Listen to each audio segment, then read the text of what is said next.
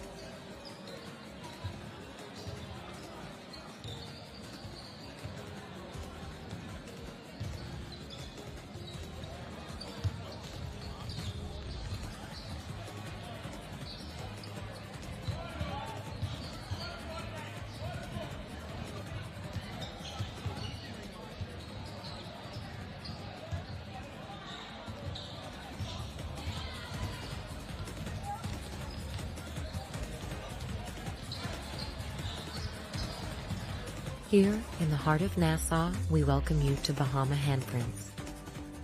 Since 1966, we've been designing and manufacturing one-of-a-kind fabric. Every yard is printed by hand, and every garment and accessory crafted with expert care. Meet Les, our head printer for over 30 years. Les delicately prints each swath of fabric in our Harbor Bay factory, a skill he has mastered over decades, a true labor of love. Our islands inspire the vibrant colors and tropical motifs synonymous with Bahama handprints. Our team of artisans passionately creates an array of apparel and accessories for women, men, and children. A visual feast, designed and made locally. Visit our factory store in Harbor Bay today to see it unfold before your very eyes, or visit one of our 2 boutiques located in Sandyport, Nassau, or Governor's Harbor, Eleuthera. Bahama Handprints. Boldly Bahamian. Inspections by the MVTS are to begin January 2024 on all commercial vehicles. Drivers will need to ensure that their trucks meet safety standards. Inspection areas include lights, horns, brakes, hydraulic systems. All trailers must be inspected on the same timeline, must have proper brakes, locking systems, and is roadworthy. Contact us at 601-0629 for further details and appointments. Blue Lagoon Island is an amazing private island day away that's fun for all ages. Choose your speed. Swim in the calm lagoon. Conquer the inflatable aqua park. Tour the island via Segway or relax in a hammock under a swaying palm tree. Visit our dolphins, sea lions, stingrays, and sharks for an encounter of a lifetime. There's just so much to see and do on beautiful Blue Lagoon Island. Call 363-1003 to book your spot today. First we plan, then we innovate, then we build. At Bahamas Striping Group of Companies, we are committed to quality, to safety, and to service. We know that the road you take is just as important as your final destination. At Bahamas Striping Group of Companies, it is our job to make sure the road and the ride are as smooth as possible. From striping roads to building them, we are the right choice, the trusted choice, the only choice to help you build your tomorrow.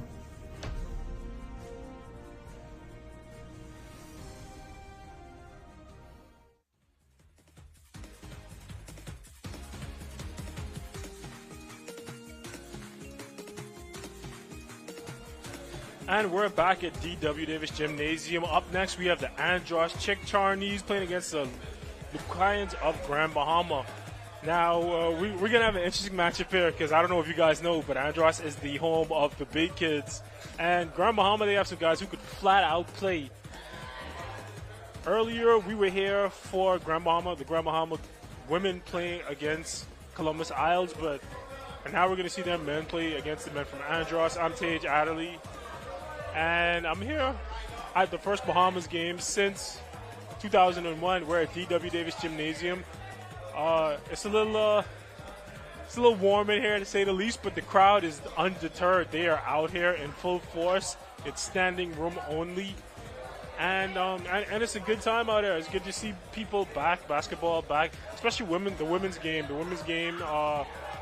They haven't played in a couple of years, so it's great to see them back again. And then you have Grand Bahama warming up. And like I said, those are guys that can straight up hoop. Those guys are ballers. They're very fundamental. They can shoot the lights out. They can jump out the gym, and they're big and strong. And we'll see what Andros has for them. So far, there's been a lot of blowouts. Hopefully, we can get a tight game going right now. And get some excitement for this crowd. We have a very hungry crowd. And we're going to try to get some guests in here. That's a deep squad for Grand Bahama. There they are warming up. Let's try to get the lineup pulled up right here. And we got a crowded lobby out here too.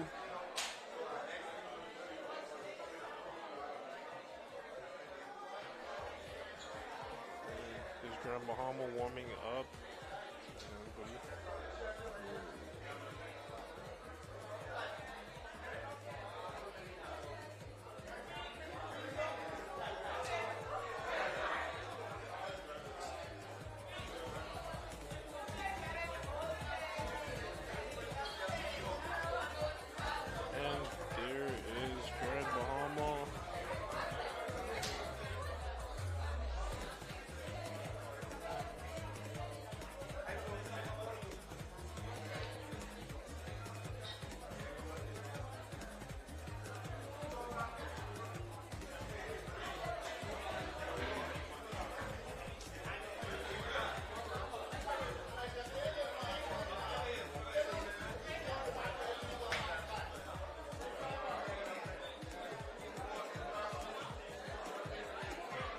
And they're getting the lineup sorted out right now and entered into the database.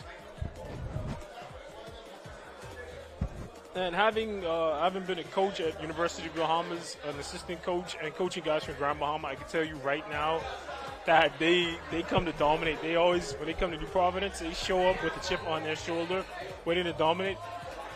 Is that Leo Lightburn? Is that Andros' own Leo Lightburn? Member of Parliament for North Andrews getting ready to suit up. What a time. Now, Leo, we got a little party going on in the lobby. Leo played basketball once upon a time for Liberty University. It's KJ Hinsey playing for Andros. That's Kentuan Smith overseas in Grand Bahama. He's playing for overseas. He plays for Grand Bahama. He plays all over Europe. And Grand Bahama's getting huddled up, ready to go. And that's Willis Mackey too. And that's Leo Lightburn getting ready to go again. And Jeffrey Henfield and Glenderson Black, my player. This is going to be a tough matchup, ladies and gentlemen. Don't be shocked if we see Andros give those boys a run. This is going to be a great game. I'm glad they gave us this one to call. We're going to get started.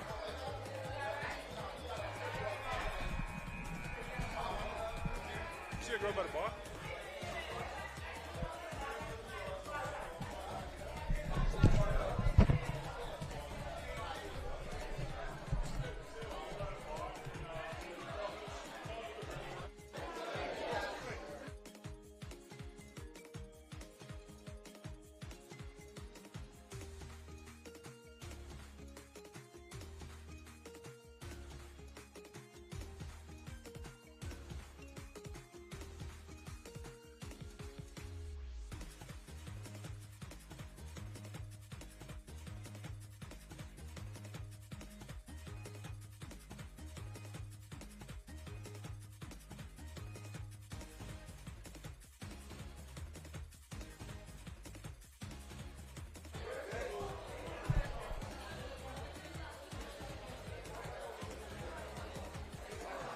And they're getting the lineup set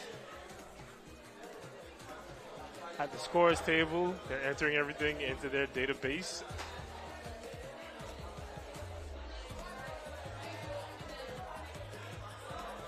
And as your Grand Bahama team, looks like Kenton Smith is going to jump ball for Grand Bahama with Willis Mackey. We got two overseas pros.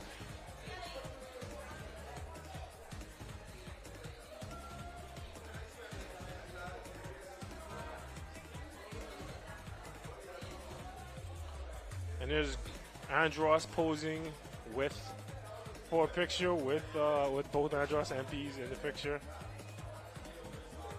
And there's Deuce Roll, son of UB head coach Bacchus Roll,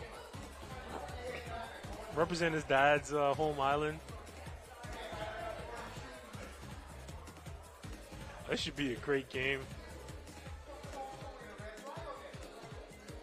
We're still waiting for the lineups to come in. They're entering them right now.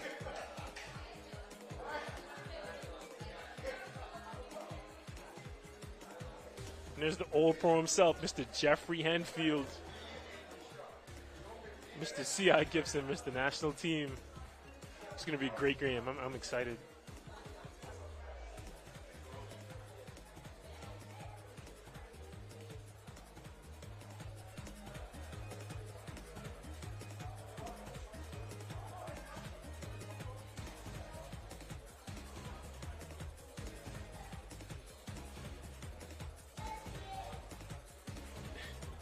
And Leo Lightburn is in the starting lineup for Andros to Jeffrey Henfield.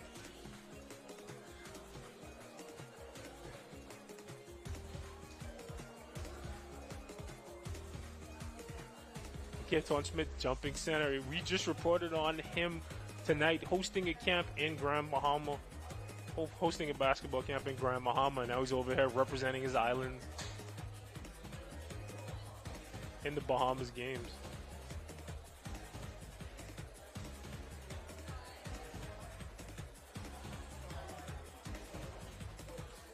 This is going to be a lot of fun. It's going to be a high-flying game. A lot of veteran savvy on Andros.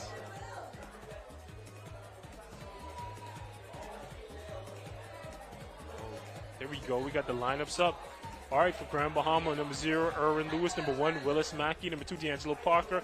Number 3, Tremaine Ferguson. Number 4, Kentuan Smith. 5, Adriel Martinborough. Number 6, Clemente Martin, who I played on the junior national team with. I haven't seen him in 20 years. Number 7, Stephon Knowles. Number 8, Trevor Bain. Number 9, Dejon Wild Goose. Number 10, Donnell Baisden. And number 11, Ahmad Pratt. Donnell Baisden plays for Sunland. Number 2, for Andros, we have Denisius Douche Roll. Number 3, Nicholas Jones. Number 4, Clive Knight. Number 6, Alexander Roll. Number 7, the OG, Jeff Henfield. Number 9, Ira Farrington. Number 10, Randy Miller. Number 11, Shaquille Evans. He's jumping ball. Number 12, Keith Wood Stubbs. Number 13, Glenderson Black. Number 14, Kevin KJ Hensey. And number 32, Mr. Leo Lightburn. This is fun. I'm excited. Yes, Evans and Smith, they're going to jump ball, both national team veterans. They've been in national team program. Smith played at University of Louisiana at Stetson, and Evans, I think, played at Embry-Riddle. He's a pilot.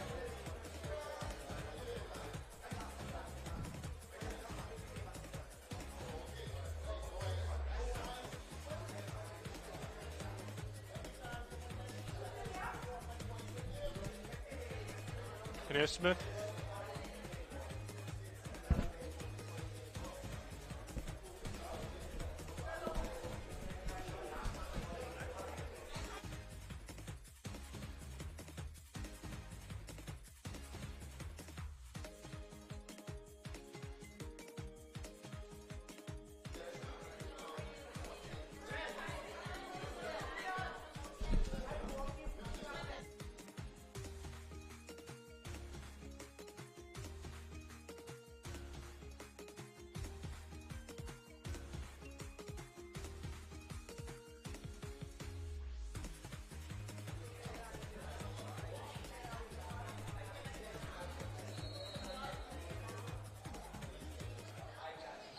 And his jump ball, Grand Bahama's ball.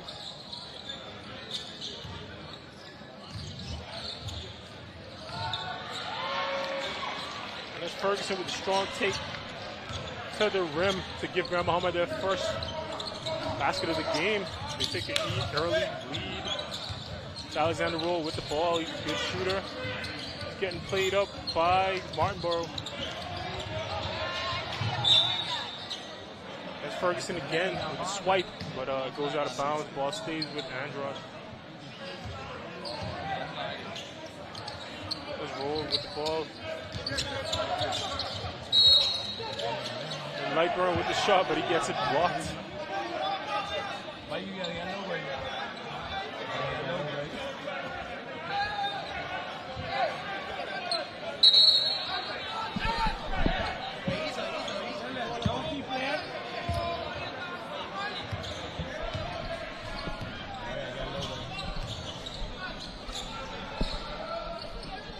There goes Smith with the 3, and he misses.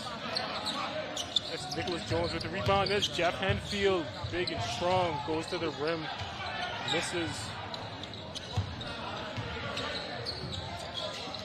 There's Martinborough with the ball. This is the Bain.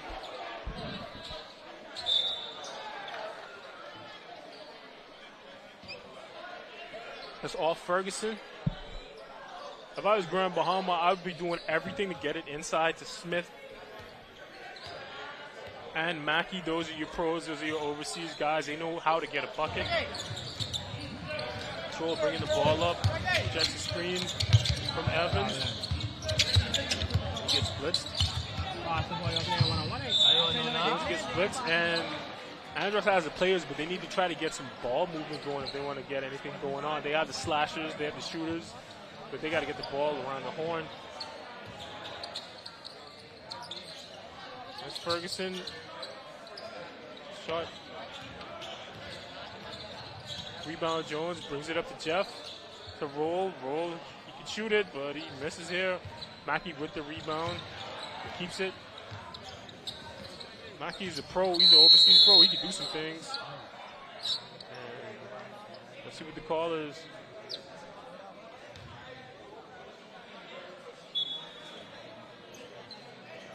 It looks like a push on Andros. Antoine Smith takes it out of bounds.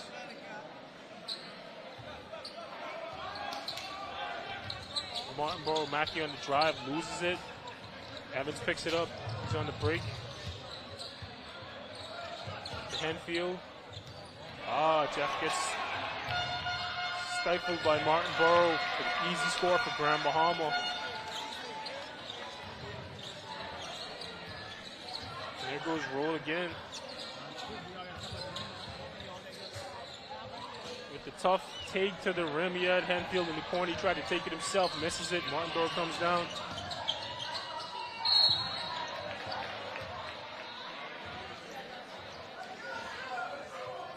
And it's Trevor Bain with the strong take to the rim, no finish.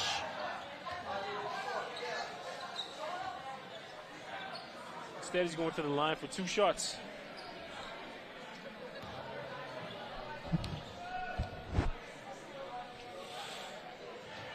And he makes the first one.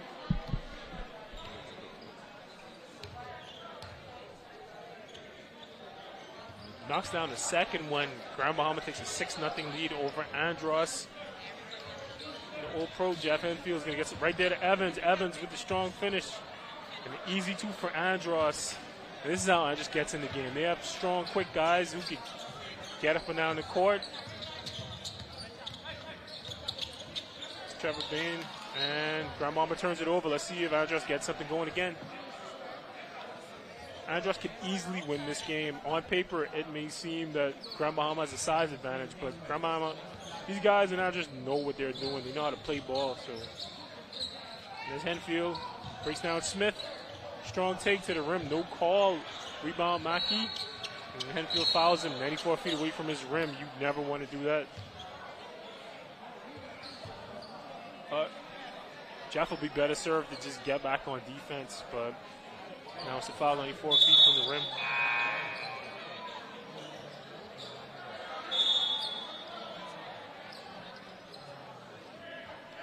There's Ahmad Pratt in the game for Grand Bahama. He's going to inbound it to Adrian Martinborough. And Leo Lightburn is out for Andros. Clive Knight Jr. is in for Andros. And Martinborough brings the ball up. Kenton Smith in the middle of the zone. Oh! And right in the game. Ahmad Pratt tries to crank one right in the game off the rim, but he misses.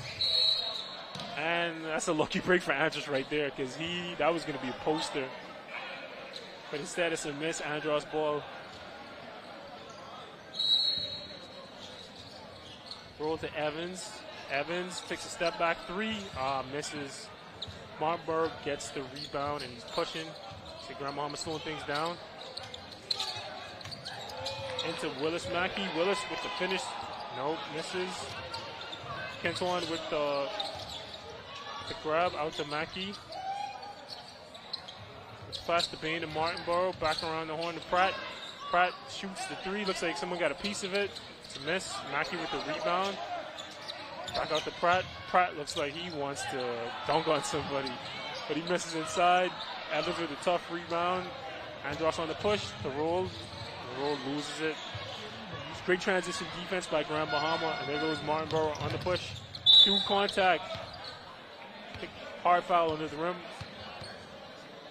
Sorry, that's Trevor Bain with the tough push, and it's a hard foul under the rim.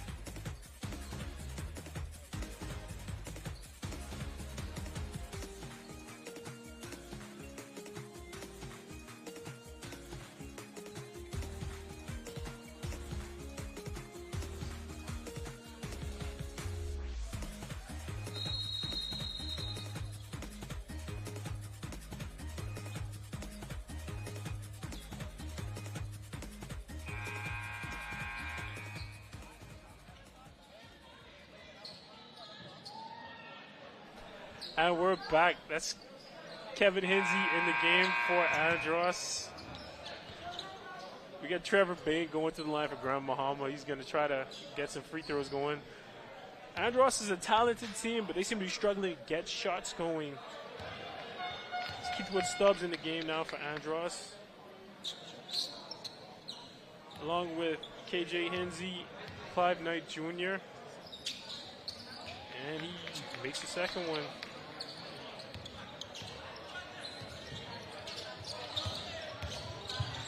And it goes Evans to the rim. Tough finish for Andros.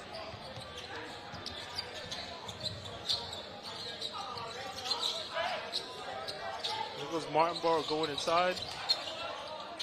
Inside out game. Pull up.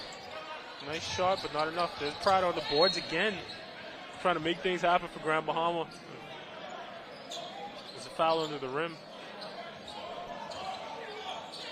Foul on Randy Miller.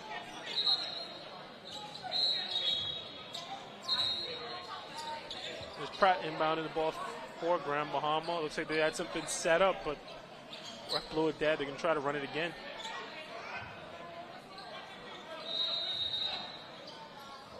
Boom. Like they ran to pick the Trevor Bain. And he's wide open. Let's see if he can knock it down. He does. Well round play by Grand Bahama.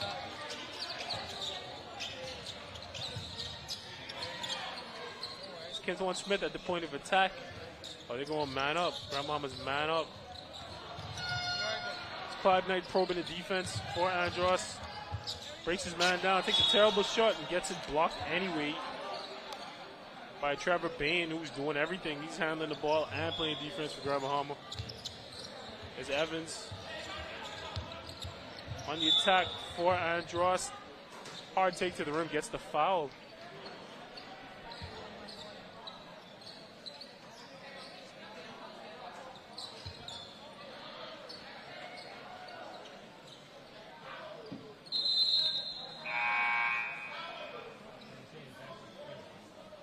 And Evans is going to go to the line for two to try to keep Andros in this game.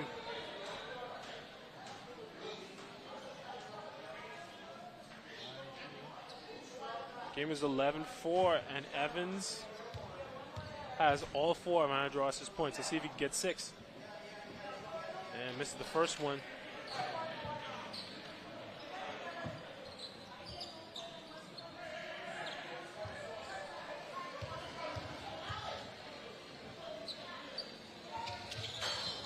Misses both of them. It's Donnell Basin, Sunland, Lutheran with the rebound. Marnborough with a hard take to the rim, but gets fouled. Has a chance to get 2.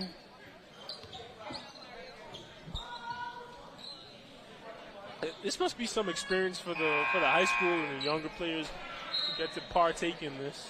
This is an historic event, so it was cool to see. It's cool to see Martinborough to the line to get his first points. Missed the first one.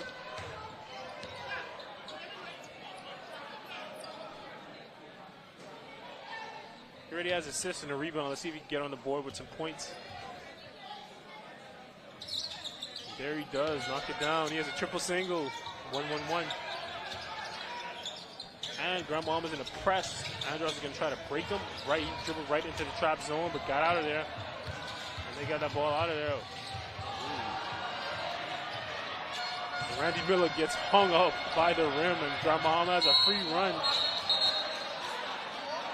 But Stubbs gets back and gets the foul. You really hate to see a possession turn like that, going from a layup to another layup on another end, another foul. So tough break by Andros. They can't seem to find the rim.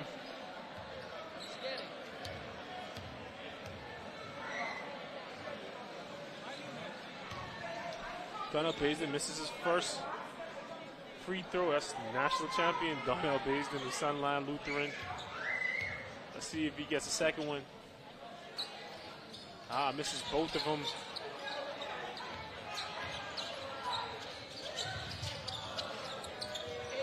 that was Randy Miller with the rebound. Miss for Andros. Big rebound. Pratt. Dijon Wild Goose with the push. But he misses. And Evans is out of there. Trying to get on the break. But fumbles.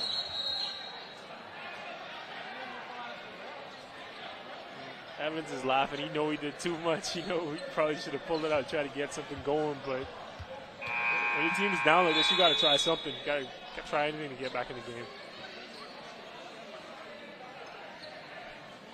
And that's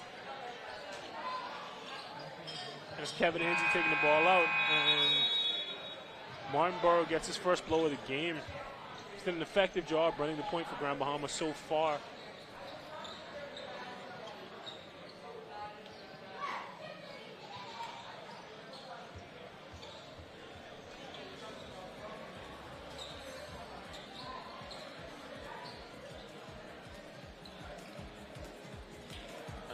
Grand Bahama looking like they're trying to make some adjustment. We're going to see what it is in a bit. They came out our last time out pressing. We're going to see what they do with Andros now. Andros seems to be having a hard time just getting down and getting into offense. We can see if they could get something going.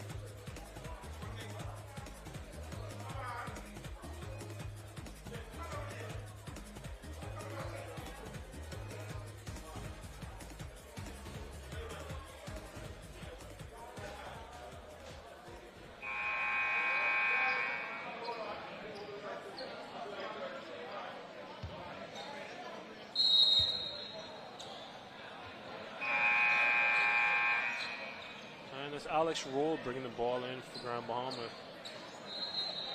He's there with Evans. Ira Farrington. Clive Knight Jr. There's Evans with the ball. Farrington with the pick and roll. Evans goes straight to the rim but gets hung up. Grand Bahama's on the run. And that's Clemente Martin with the easy lay. And rolled, didn't establish himself. Nice try, though. You got to give him points for trying.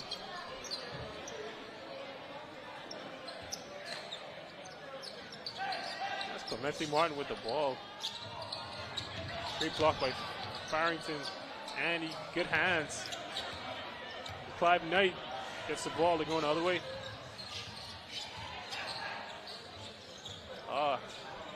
Alex Roll fumbles the ball. See if he gets downhill. No, he pulls up. Misses. And that's Randy Miller with the easy layup and one. The first point's not scored for Andros by Shaquille Evans. Let's see if he can get the and one. So make the score 14-7.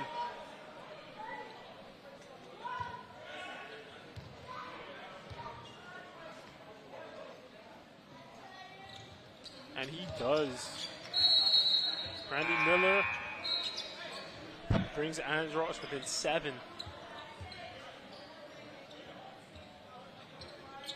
And Ahmad Pratt's going to inbound for Grand Bahama.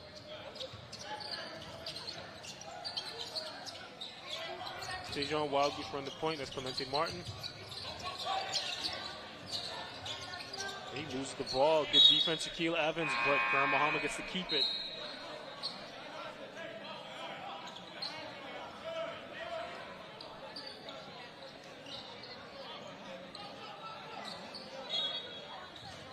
Shaquille Evans finally comes out of the game for Andros. Good defense. Stephon Knowles knocks down a shot for Grand Bahama. His first possession in the game, and he already put something on the board. Roll.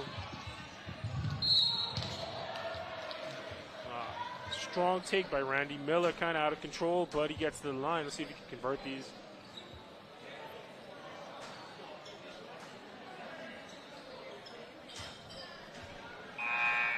And as you can see from these guys dripping sweat, it is hot in here. It is steamy in here. Randy Miller misses the first one. See if he can get one.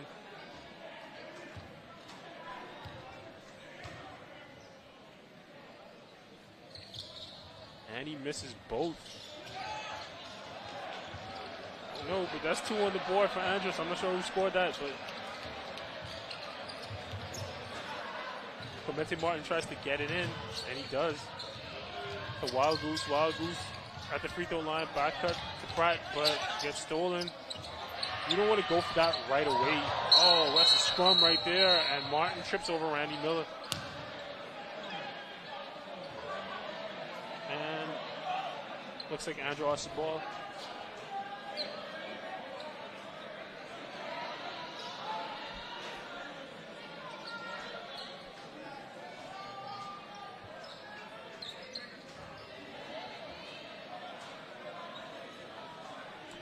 No free throw, Grand Bahama. Clemente Martin's going to the line. And he misses the first one. See if he gets one.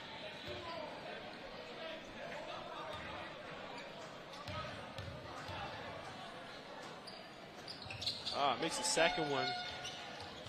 Put Grand Bahama up 8 points. 5-9 with the ball. Strong take to the rim. The Nicholas Jones of Andros, strong take to the rim. Beat his man, got right in there.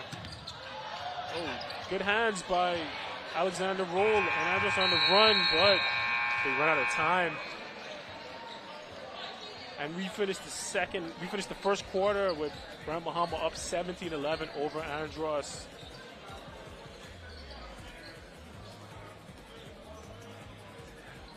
And Shaquille Evans leads Andros with 4 points. Ira Farrington chipped in 2. Randy Miller has 3 on 1 of 2 shooting. And for Grand Bahama, Clemente Martin leads the way with, Trevor Bain leads the way with 9 points and 2 rebounds. Clemente Martin has 3 and Stephon Knowles has 2. Both teams not shooting great. Grand Bahama 5 of 15, 33% from the field. Andros 5 of 16. Slightly worse. Andros, you think with the lineup they have, Grand Bahama with the lineup they have, you think they want to get it to their big guys in the paint, but so far they haven't yet. So we'll see if they try to do it. They'll try to do that moving forward and try to wear Grand Bahama out. Or try to wear Andros out.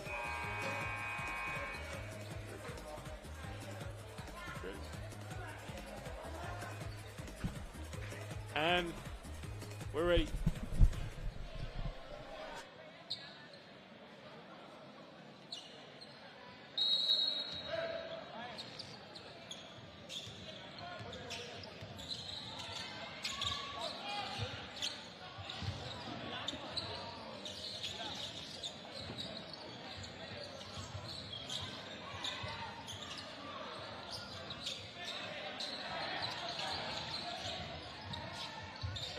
Strong take, blocked by Kenton Smith.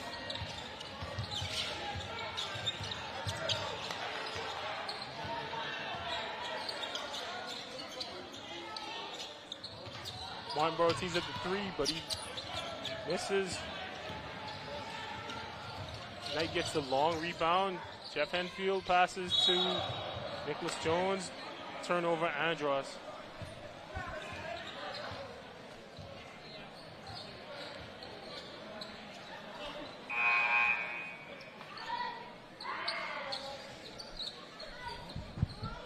And I got a special guest with me. I have, here you go, put this on. I have Felicia Kelly with me. She's playing on a couple national teams. She's playing in college, and she's playing for the New Providence team in the Bahama Games, and she's joining me. Lucky for me.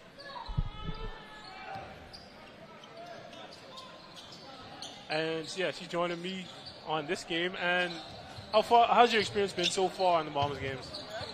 So far we had one game, and I feel as if the game that we had today was a great experience, a great opportunity. For me, honestly, it's just coming back and having fun and, and being able to just showcase our talents or whatever that we have. And you played all over. You played on quite a few national teams. So, what's it like playing against your teammates that you played you played with for so long? It's like a kind of bittersweet experience, because it's like they're like my sisters when we play in the national team, and then when we compete against each other, it's like we talk a little crap, but hey, it's all love. I was gonna say, I know y'all talking all kinds of. I know the group going crazy right now. Yeah, we talk that crap, but it's all love, because everybody know on a personal level and because of the experience level and respective level, we respect each other on each level, How hot is that gym right now? That gym, honestly, listen to me. That gym is on a 90 to 120 degrees. You got your son with you. He can go. He come here. Say hi. You like to play ball? Did your mommy coach you? Yes, sir. No.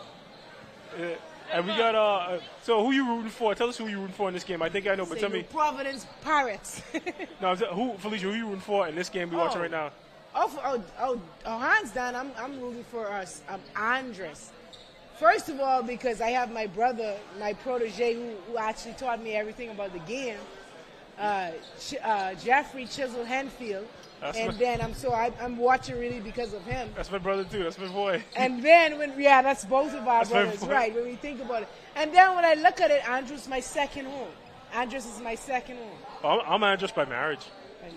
Yeah, my wife's from Andros, so I claim it. I claim my Andros. Yeah, so you know exactly what it is. You got to claim it because you got your ties. Your ties with your right makes you Andros. Oh, get shot at his block, but Freeport has the pros on. They got Cantuan and they got Willis Mackey. I'm looking at that. Yes, Cantuan Smith. Cantuan, and he just went up and got somebody just now. They got the ball right now. He just went up and yacked somebody, and I just want. KJ Hensley! KJ Hensley for the three! KJ Hensley for the three. That's my bestie. That's my boy. He used to be a guy back then. He used to be a little string bean out. They're making that money. He's an undersized boy. They're making that money now, so they good. He's undersized. He was like a combo 1-2. Like a slim guard coming up low key. Now he's a combo 4, but he still got that jumper. Still got that jumper. Sometimes when he's feeling it. Right, when he's feeling it and he let that fly, he's going to be good. That's an automatic 3. Oh, and we got Andros. I just realized I was having so much fun. They got the game within 3 points. Yeah. But I want to see Jeff. I want to see Jeff put one of these young boys in the blender. I got AKA Chisel, the Chiselmeister. There goes KJ to roll, and he throws it out of bounds. I think he wanted that one back. Well, I think with that, what you'd really want, you'd want him to try to get to the middle and break down the defense before he hits him. They're all set, so it's like a harder pass. So he really has to try and make it easier for him. Grandmama's been doing a great job of controlling it. That's you all going? And all right. Okay. And that's Tremaine Ferguson going to the rim for Grand Bahama, but getting fouled. Who are you most looking forward to playing against in this tournament? Exuma was like one of my biggest contests, specifically because, like you said, we had a couple former national team players. Yeah. They're like my sister. I knew it was going to be competition. Yeah. Also, Abaco was a good team, and then also I see LaShawn Egg. She's playing for Eleuthera, and I think that should be also, she's playing for Eleuthera. Oh, wow. And that's Willis Mackey went up and got that from Grand Bahama. Yes. Oh, I didn't know LaShawn Eggs was in town. That's the former senior man's post player, right? Yeah. He played, I think he started quite a few games at post for the senior man. He did. And I saw him go to work against Mexico. He really did. I saw what really did. He's a streaky three-point shot. He can stretch the deep. Yeah. He's not a back-to-back post player, but if you give him the ball on the wing, he can hit it down. And Quinton breaks down the defense, hits Martinborough, but he misses. And that's a tough rebound for Andros. And there goes KJ Hensley with the ball. It looks like Grand Bahama wants to press, not really. They kind of like pressing the man. That's a good hesitation move. And a good take from Alexander Roll. But get to the line. Hopefully, if he can knock these down, it'll help him tremendously. There's no reason. I was excited coming into this game because I figured it was Andros. They don't have the size advantage that Grand Bahama has, but they're pros, man. They're guys who know what they're doing. Right. They got people that's already been there and experienced, so you could tell and see. Yeah. So you think they'll be steady-handed? I figured they'd be steady-handed. He's feisty. Yes, I told you that. And there's Alex misses the first free throws. Sit back, baby. Relax. I'm looking forward to seeing you guys play against Grand Bahama because they tough. Like they show up. They play through contact. They get to the rim and they put everything. So they're a tough matchup. I think that would be a great game when you finally play against them. Yeah, I watched them and I saw one or two things that I liked of what they did, and they have like one or two sparks on the offensive end. So it would be exciting to watch. To play against Freeport. Dang. Abaco is another okay team, like I tell you, in throw. Yeah. So may the best team win. That's all I can say. We got some experience. We got some interior passing between Smith and Mackey, but they call a foul. But Mackey went up and got that. Got dunk. I see that. Yeah, I figured this. Where did they get Keituan Smith from? I thought he would have been in off season. I think he was overseas. I know yesterday he was in. Last week he was running a basketball camp in Grand Bahama. And then he always plays every year. He plays for the national team, so he's always here. He's always there. He's always playing. So I'm sure it wasn't hard to find him.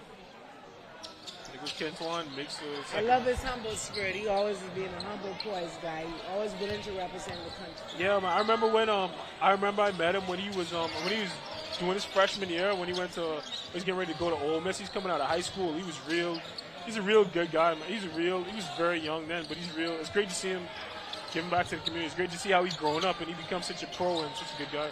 That's what I noticed about him. Giving back to the community and his experience and his growth. See that? And he just stepped into and hit a three. He stepped straight into that three like with nothing. He do that on a professional level, so this right here is nothing. And rolls, answered him back. Answers back with the three. And that's the savvy veteran professionalism of Andros. Right. They don't have that hype, but like I said, those guys know what they're doing. They can try to break down KJ. KJ did a good job moving his feet there. Willis stopping that. Slide. Good block. These refs are letting them play. I noticed that. There's a lot of contact in these games. They're letting them play. Oh, good job. Roll did a good job getting the ball down there, getting it to someone in a position to foul. And that's Shaquille Evans going to the line again. He's been kind of doing the heavy lifting for Andros while they're waiting to get going. So it's great to see them giving him a break, kind of. They're just giving him a break because he's been doing the heavy lifting for Andros. Get my boy. This little boy to his.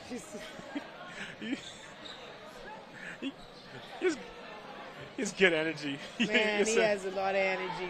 He'll be a good hooper. He's very feisty. Hey, he's going to be only 4 years old Tage with a 7-year-old hyper energy because this boy don't sleep. He does not sleep. No, he doesn't. So what are you, if you were Andros' coach, what are you telling them right now? What are you going to tell them? I would say just capitalize on our little minor errors and mistakes. Let's try to execute on our shots.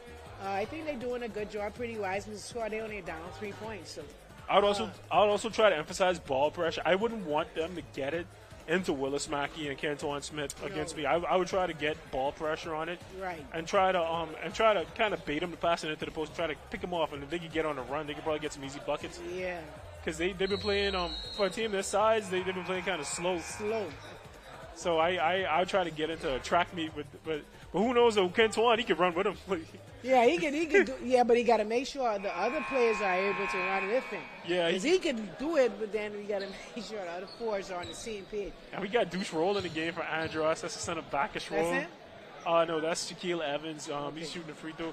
Douche Roll just came in. He's the son of Bacchus Roll. He's a ball player. He went away to high school to play ball. Ended up getting a track scholarship. Okay. Did that instead. But now he's here hooping for the Bahamas games. And that's Evans. Bring the game in 1. And that's what I really wanted to see. I wanted to see a tough.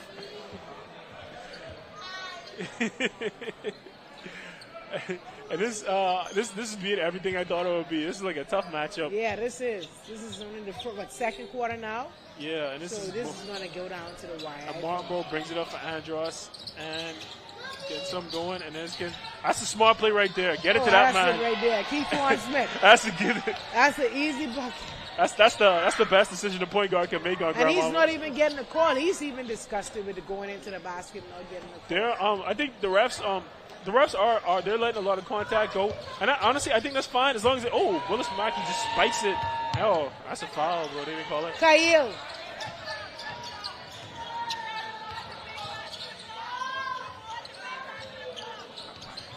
That's Willis Mackey with the rebound, and it looks like it didn't touch Deuce, so it was off. But I noticed the refs they've been letting a lot of contact go, and in my experience coaching and playing, like you don't mind it as long as they do it for both sides. You know what I mean? Yes, you have to because that is that for me could get them one of the teams or players could actually mentally not be in the game. Because noticing that the foul count is not the same, it could take you out of the game. It's Shaquille Evans with the miss. Kenton Smith on the push. To Erwin Lewis. Erwin Lewis turns it over. Back to Kevin Hinsey. And let's roll with the ball. And Andros spaces it out. What are you doing? Good pass. Oh, that's a good pass inside. Randy Miller smokes the layup. Good pass by Deuce. Heads up play by Deuce. He shouldn't expect for Deuce. I've been around Deuce since he was 5, and if he misses that layup, Deuce will not pass the ball back to him. He shouldn't expect it anymore. Yeah, he's not going to get it anymore. But that was a good give and go. That was a good give and go. You want to get them whenever you could. Whenever you play in a big team like this, you want to get them easy layups, or you want to get them in foul trouble. You want to jump into the chest. So this ball is going Grand Bahamas' way, and Andros is giving them everything they can handle. And that's Martinborough bringing the ball up. Against Clive Knight Jr. And big on big, pick and roll. That's buckets. Oh my God. That's a bucket right there. And Kenton Smith is a matchup nightmare. This is a Kevin Durant type. I think I compare him to Kevin Durant a lot. Yeah, he's 6'10". He can shoot over anybody. He's been playing with the pros. He does it. Yeah, he does it for a living. He's not a weekend warrior. And Martinborough is bringing up, and yeah, he did the smart play. Give it to Kent one. He's going to put it again. He passed. Oh, back to Willis. That's Willis another play. Pulling the China shot, and that's an easy layup. That's another and when you got teams playing with each other like this, this is the deal breaker right here. You got these big, strong, tall guys who can finish and shoot over everybody. And there's Knight handling the ball. He's going to try to break down Martinborough. That's not the shot I would want coming off 2 possessions like that, but that's the one he takes. There's Tremaine Ferguson to the rim. Yeah, Andrews needs to settle in. They need to try to break down their defense. They got a good shot just now with Deuce's drive, but Miller misses it. But they need to try to settle down and try to get something going. Try to put some fouls on those big guys. Try to make them work. Yes. We got subs. I don't even feel as if Freeport is as strong as they normally be, post-wise. Keaton brings the little spark for them. Yeah. And then the other post play that I saw. Yeah, Mackey brings another spark for him. But I think Andrews still could come in and capitalize on the win because, like I said, it's not as big, that big post present that they normally would have. That was a clean play, but Erwin Lewis gets fouled on the layup attempt, and it looks like he's going to get 2.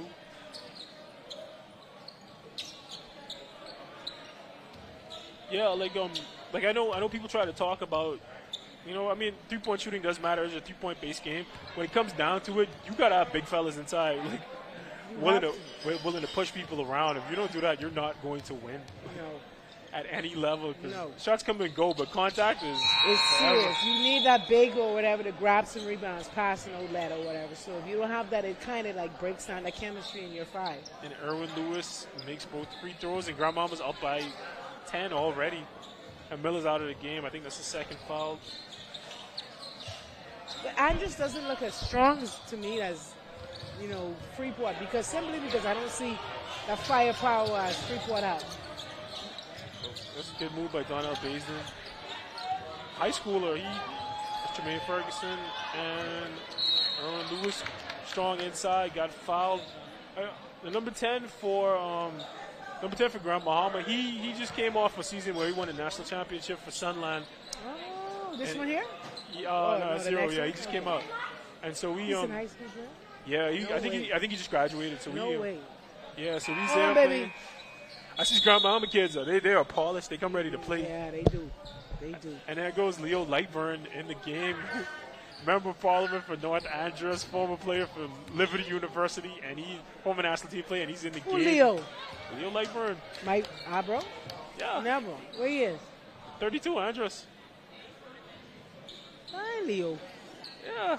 Oh, you mean in that Leo there? Okay, I thought you mean him, ball at Leo. No, he's still in Canada. Yeah, Canada Leo, right. That's what I thought you was meaning. No, that's Leo Lightburn. Right. Yeah, I know this one. Yeah. I know this one. He being on retirement, they bring him out. Yeah, they brought him out. They brought him out the House of Assembly. I see. Oh, you got to pull that. Yes, I feel offended as a point guard if they feel free to leave that to me. They leave that, yeah. Ah, Cantuan. But he got to hit it, though, Tage. Yeah, you're right. He got to hit it. He's done miss about. If they're going to give it to him, if they see that he's already missed 4 consecutive shots in a row at that area. That's great hustle by Ara Farrington, but it's Grand Bahama ball. Martinborough is going to bring it up. He's going to let it roll. And he better get it to Ken Smith. Yeah. Bathroom, that's why I respect it.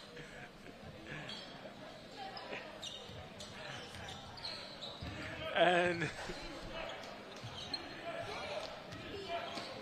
Knight gives it to Evans, who's the only person on Andrews who's been able to do anything.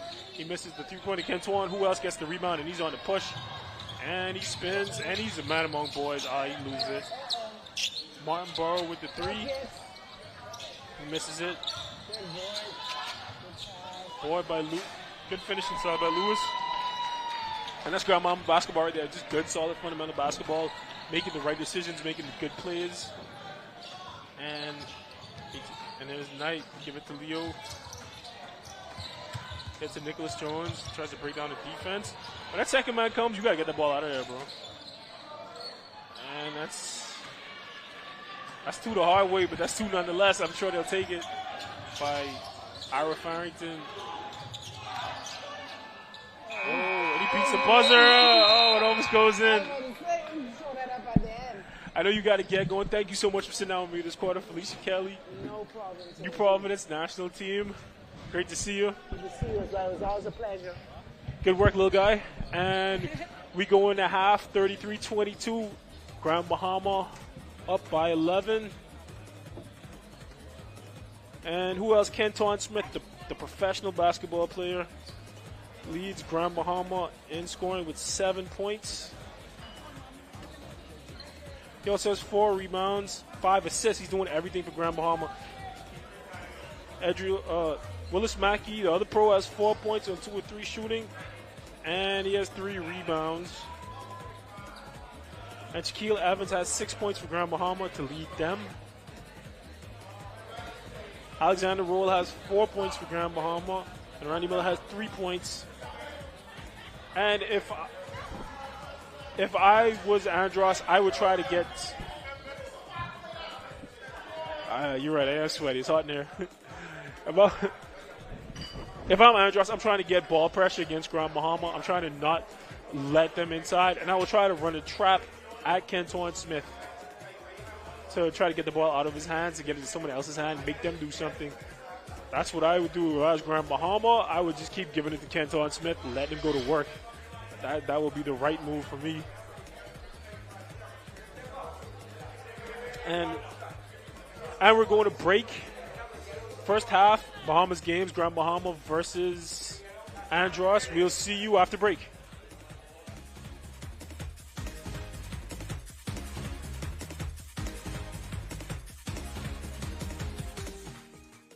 Here, in the heart of Nassau, we welcome you to Bahama Handprints. Since 1966, we've been designing and manufacturing one-of-a-kind fabric. Every yard is printed by hand, and every garment and accessory crafted with expert care. Meet Les, our head printer for over 30 years. Les delicately prints each swath of fabric in our Harbor Bay factory, a skill he has mastered over decades, a true labor of love. Our islands inspire the vibrant colors and tropical motifs synonymous with Bahama handprints. Our team of artisans passionately creates an array of apparel and accessories for women, men, and children. A visual feast, designed and made locally. Visit our factory store in Harbor Bay today to see it unfold before your very eyes, or visit one of our 2 boutiques located in Sandyport, Nassau, or Governor's Harbor, Eleuthera. Bahama Handprints. Boldly Bahamian. Inspections by the MDTS are to begin January 2024 on all commercial vehicles. Drivers will need to ensure that their trucks meet safety standards. Inspection areas include lights, horns, brakes, hydraulic systems. All trailers must be inspected on the same timeline, must have proper brakes, locking systems, and is roadworthy. Contact us at 601-0629 for further details and appointments. Blue Lagoon Island is an amazing private island day away that's fun for all ages. Choose your speed. Swim in the calm lagoon. Conquer the inflatable aqua park. Tour the island via Segway or relax in a hammock under a swaying palm tree. Visit our dolphins, sea lions, stingrays, and sharks for an encounter of a lifetime. There's just so much to see and do on beautiful Blue Lagoon Island. Call 363-1003 to book your spot today. First we plan, then we innovate, then we build.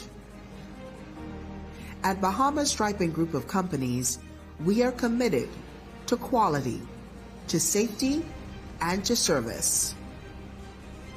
We know that the road you take is just as important as your final destination. At Bahamas Striping Group of Companies, it is our job to make sure the road and the ride are as smooth as possible. From striping roads to building them, we are the right choice, the trusted choice, the only choice to help you build your tomorrow.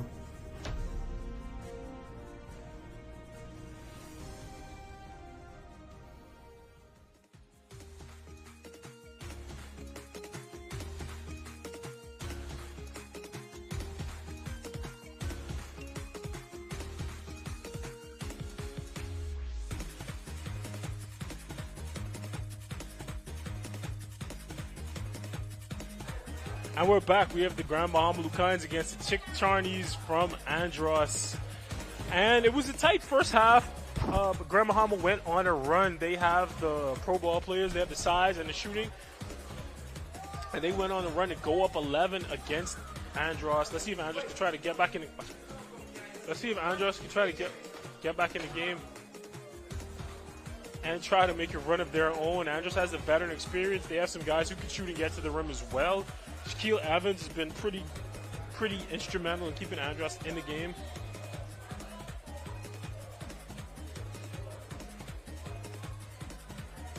Here's the old veteran, Jeffrey Henfield. Let's see if he can get something going against Grand Bahama.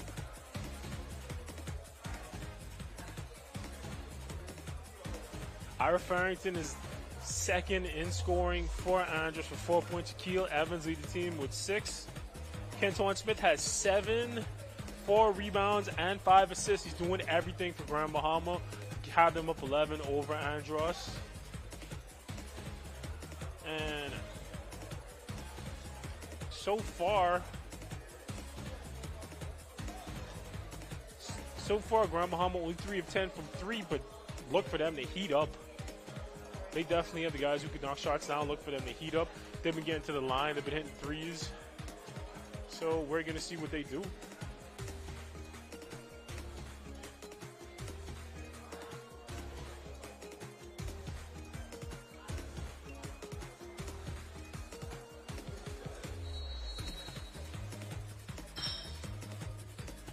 And Grand Bahama inbounds. It's Martin Burrow running point for them. Willis Mackey, pro in Spain, going at the MP. Leo Lightburn and Martin Burrow with the blow by of Jeffrey Henfield to get the easy 2. And it's Henfield bringing the ball up. Passing to Alex Roll. Trying to go to Leo Lightburn. Henfield takes it himself. 3-pointer Jeff Henfield to get on the board. Jeff Henfield is an old pro himself. He is a legend in these parts. He played at New Mexico and Tarleton State, played overseas everywhere in the world. That's Ahmad Pratt, missed the three, and Andrus on the break, but Willis Mackey takes a quick one to kill the break.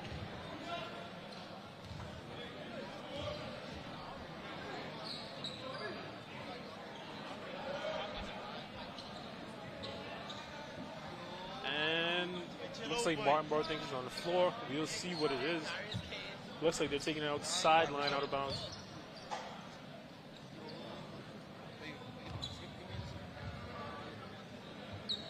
Nope, they call it clear path. This is roll. Alex Roll takes the free throw, misses it. Alex Roll take the next one. They'll get the ball after this. It's a good chance for Andrus to begin a run. Let's see if they can capitalize. And he misses both free throws. They'll still get the ball. They'll have a chance to score here. You really hate to miss free throws, especially tech free throws and free throws on clear pass. Andrus gets something going. There's Jeff Henfield. Still got the moves. Steps into a three, misses it, but he gets fouled. You really don't want to foul three-pointers. That's what happened here. Jeff Henfield fouled at the free throw line. He could definitely make these. Let's see what he does.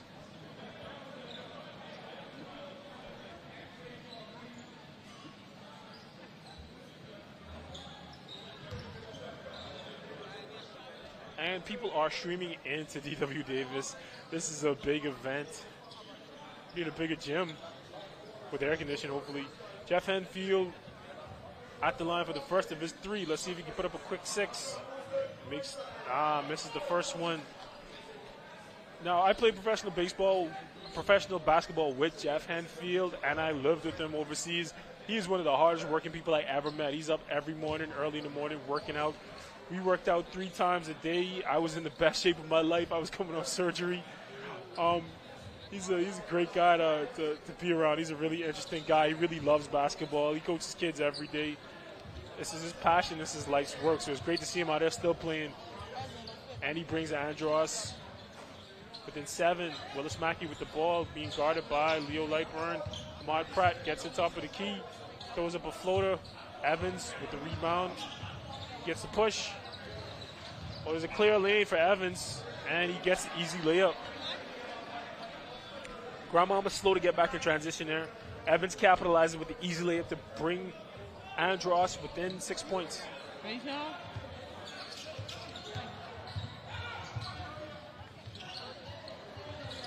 And Henfield with the rebound and the push.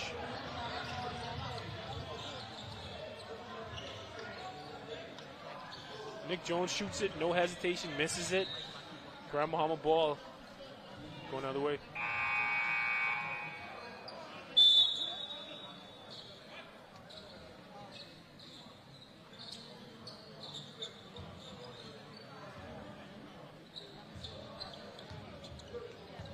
And Martinborough brings the ball up.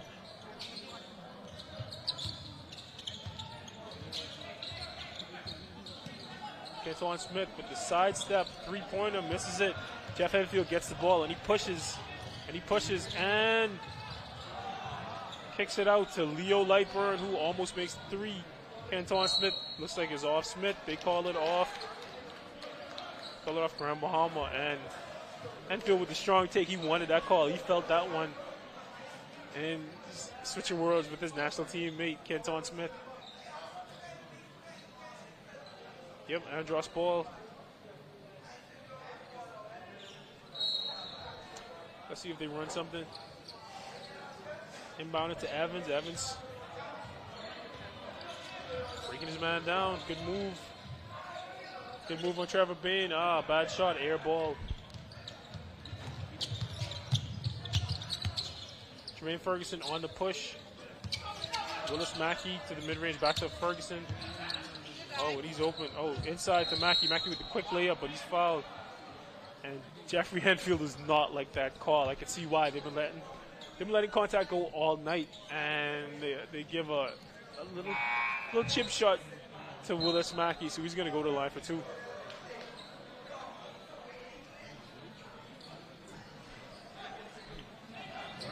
Henfield does not like that call.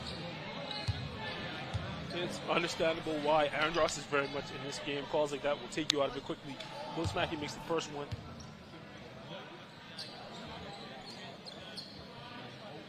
You see Willis Mackey heating up. He has 5 points so far in the game. Kenton Smith still leading Grand Bahama with 7. Shaquille Evans has 8 for Andros.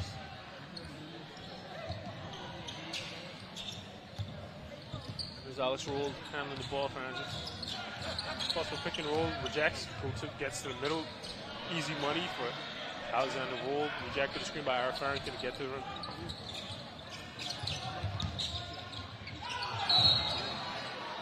Trevor Bain with the force, but he's bailed out on a foul call.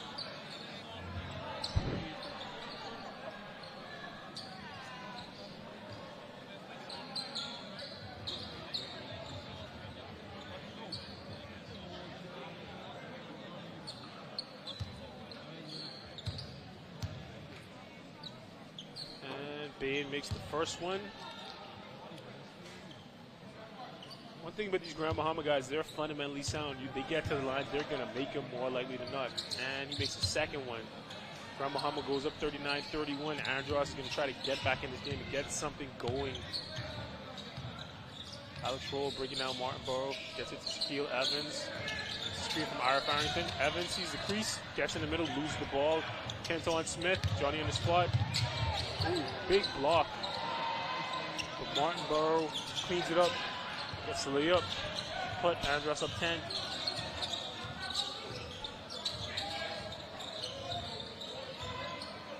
That's Nicholas Jones handling the ball. Back to Roll. Forces the issue. Makes the hard runner in the lane. Alex Roll.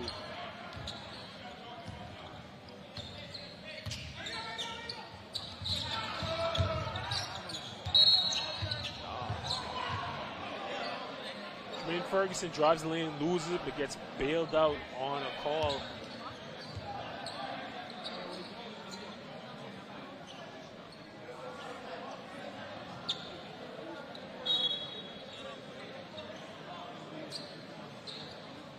He gets bailed out on a swipe. They're going to take it out of bounds, baseline.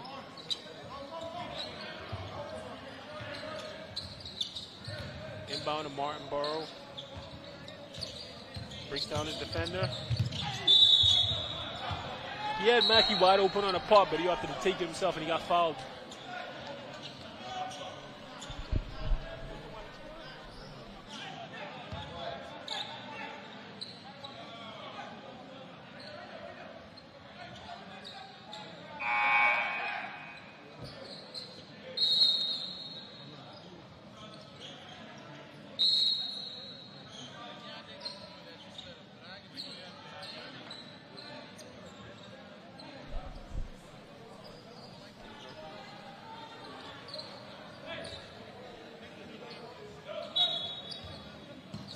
Andros looks like Grand Bahama's in the press. Ball inbound to Nicholas Jones. Breaks down the defense, get to the middle. Strong finish at the rim. These Andros guys, they can do it. They're crafty, they can get to the rim. They do stuff like that. Big seal inside from Erwin Lewis, and he gets fouled. And Grand Bahama could do that. They have the size advantage. They get inside, they get a big seal, and they get quick fouls. And that's what's keeping Andros at bay so far. See if Lewis makes the first one. He misses it. That was a great seal by him. And you try to teach that to big players all the time. Get down the court quick, get a one-on-one, get a quick seal. They're going to have to foul you, or you're going to get a layup. If you could master that as a big man, you have a future playing basketball. And he makes the second one, Erwin Lewis. Roll pushes the ball up the court. In the middle of Ira Farrington. Farrington misses, gets his own rebound. Soft touch, misses again. Lewis fouls Keith Wood Stubbs. Sorry, not Lewis. That's Trevor Bain. He fouls Keith Wood Stubbs. With the size advantage Grand Bahama has, you think they would clear Andros off the boards, but that's good activity from Ira Lewis to get on the boards and put pressure on, Ira Farrington, put pressure on Grand Bahama. Stubbs makes the first free throw. See if he make the second.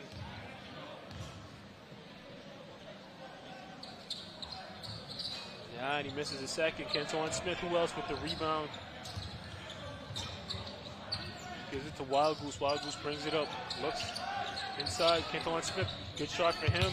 Misses it. Good hustle by Clemente Martin. Great pass inside, but he misses. Refs call a late foul. Andros guys are not happy, and someone gets teed up. That was an odd sequence just now.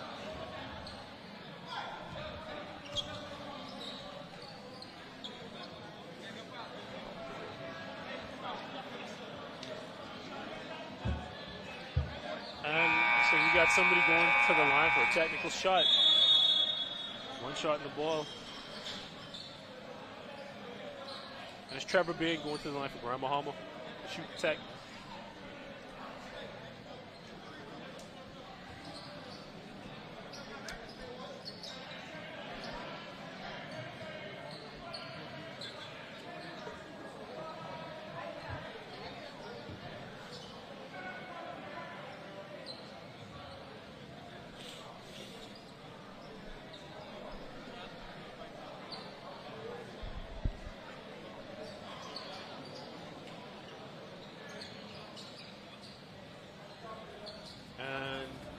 Are consulting. They're going to shoot this tech and get this game going again at some point. Grand Bahama leads Andros 42-36.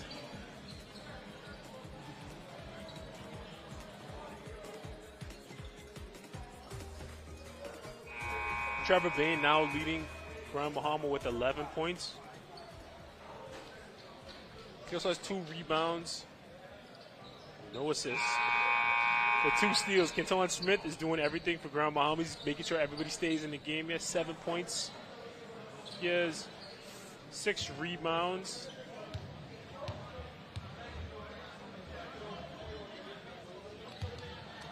Bain makes the first free throw.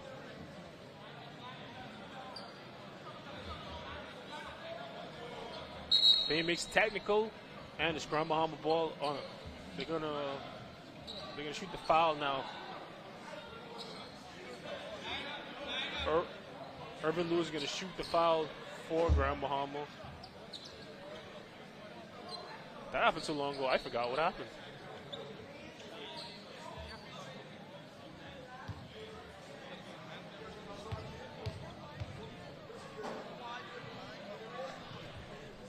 And he makes the first one. It's my guy, Gabriel Stiles, in the building.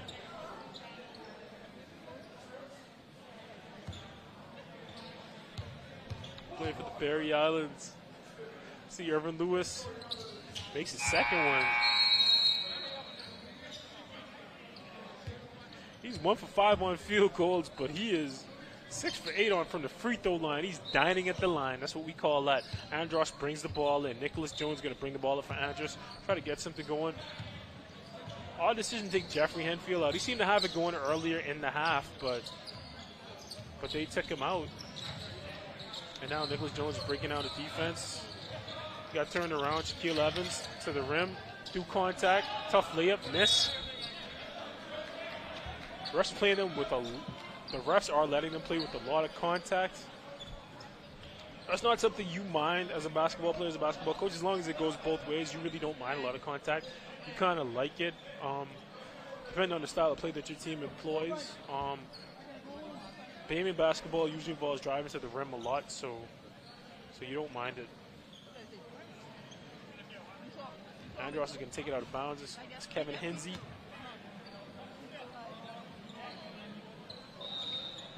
Alex Rolls in the game. So is Randy Miller. So is Nicholas Jones. So is Shaquille Evans. Alex Roll with the quick trigger. Randy Miller with the big late rebound. Misses the layup. Big push from Trevor Bain. Kenton Smith gets to the lane. Finds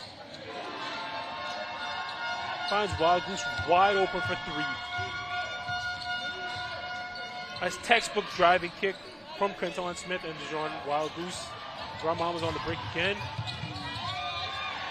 Great finish from Trevor Bain. Grand Bahamas on a run.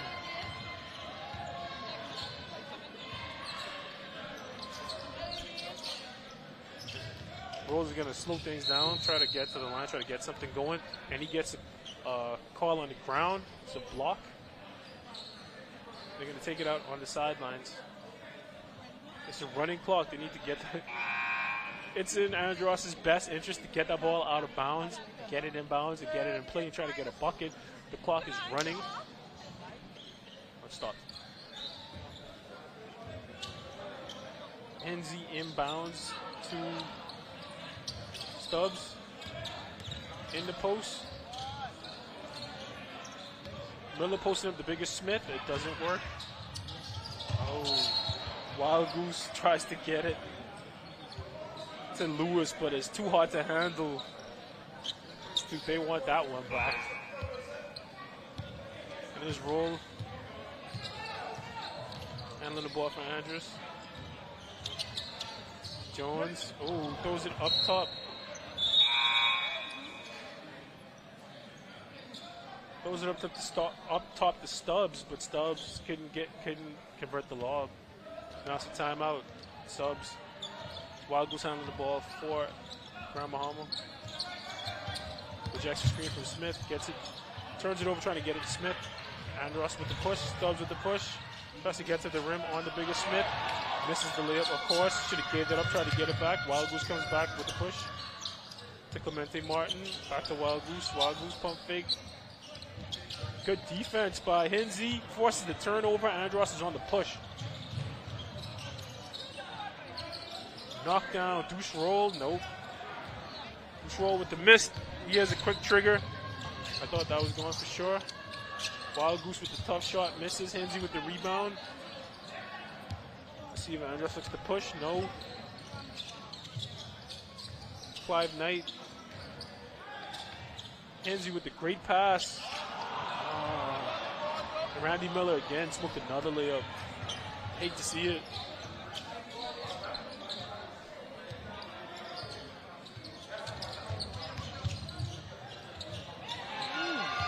Trevor Bain with the smooth take to the rim to put Grand Bahama up by 16. Let's see if Andros has an answer. See if they can get back in this game.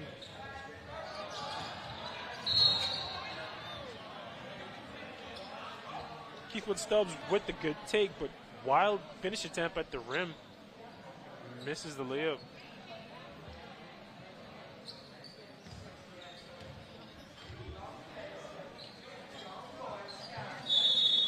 Rush called the foul anyway. He's going to try to get two at the line. Let's see if he can get something going.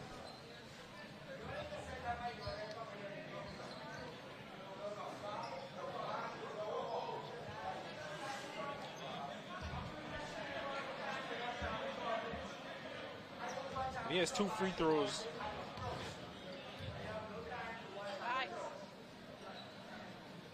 Misses the first one. Let's see if he can get something out of that wild sequence.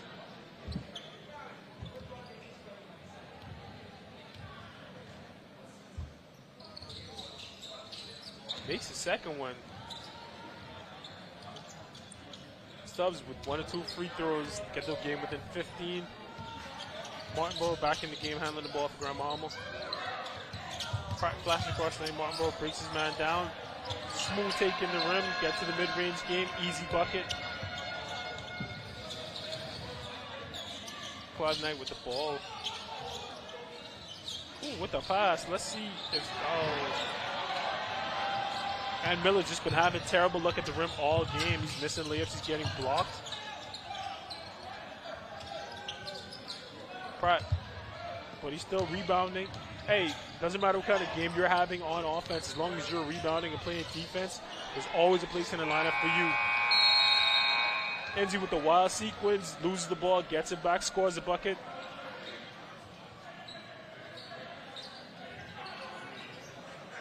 And it counts, and he is tired. Kevin Hinsey with the buzzer beater to bring Andros within 15. Get that man a Gatorade.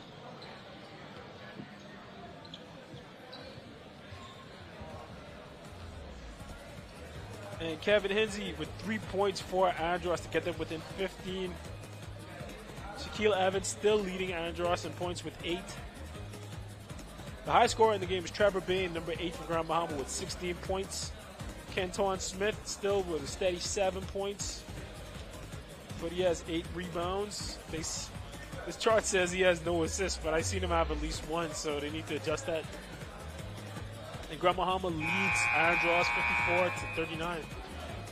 That's Clemente Martin on the bench.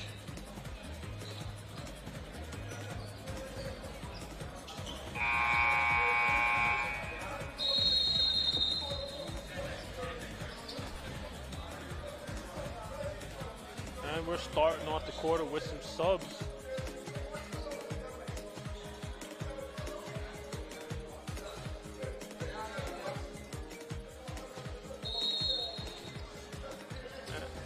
Felice's dad on Andros' bench, and Jeff in the game knocks it down.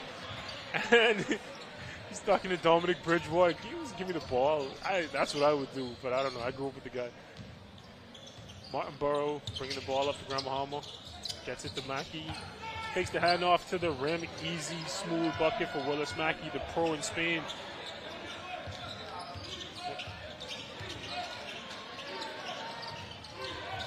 Stubbs on the take, right to Pratt.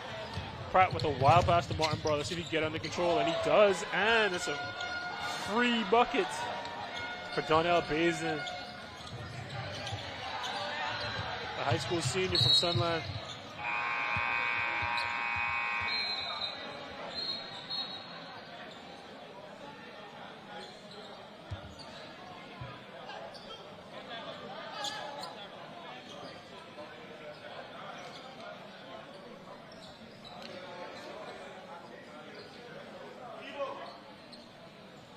And there's Andros' coach trying to rally the troops.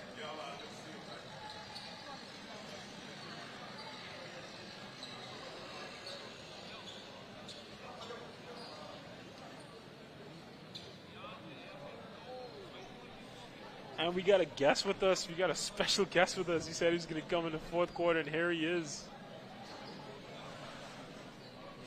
Put that on. It's hot, yeah. No. All right, we got a guest with us. We got Dominic Nato Bridgewater, who came here all the way from France. What? Are you playing in the Bahamas games? Yeah, I am. For who? Elutra. Elutra? Yeah.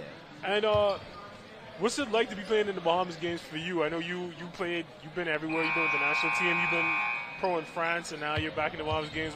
How does that feel? Well, this is my first one, so it should be amazing to come on, play in front of the home crowd, have fun. Should be good.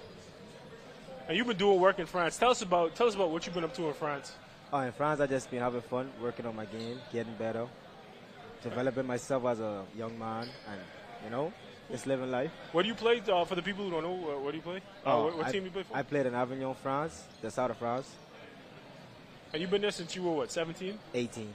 18. And what's it like as a teenager coming from the Bahamas? You're one of the best high school players around here. You go to France and you're living a professional life. Tell us what that like. Was it something you expected, or? Honestly, no, I didn't expect it, but going there early, I had to adjust. I had to become a man at a younger age than usual. But as I get there, I adjusted quick and learn as on the fly. You know what I mean? Martin Burrow had to run out there. He had Mackey. I would have just threw it at the rim and let him get it, but he turns it over.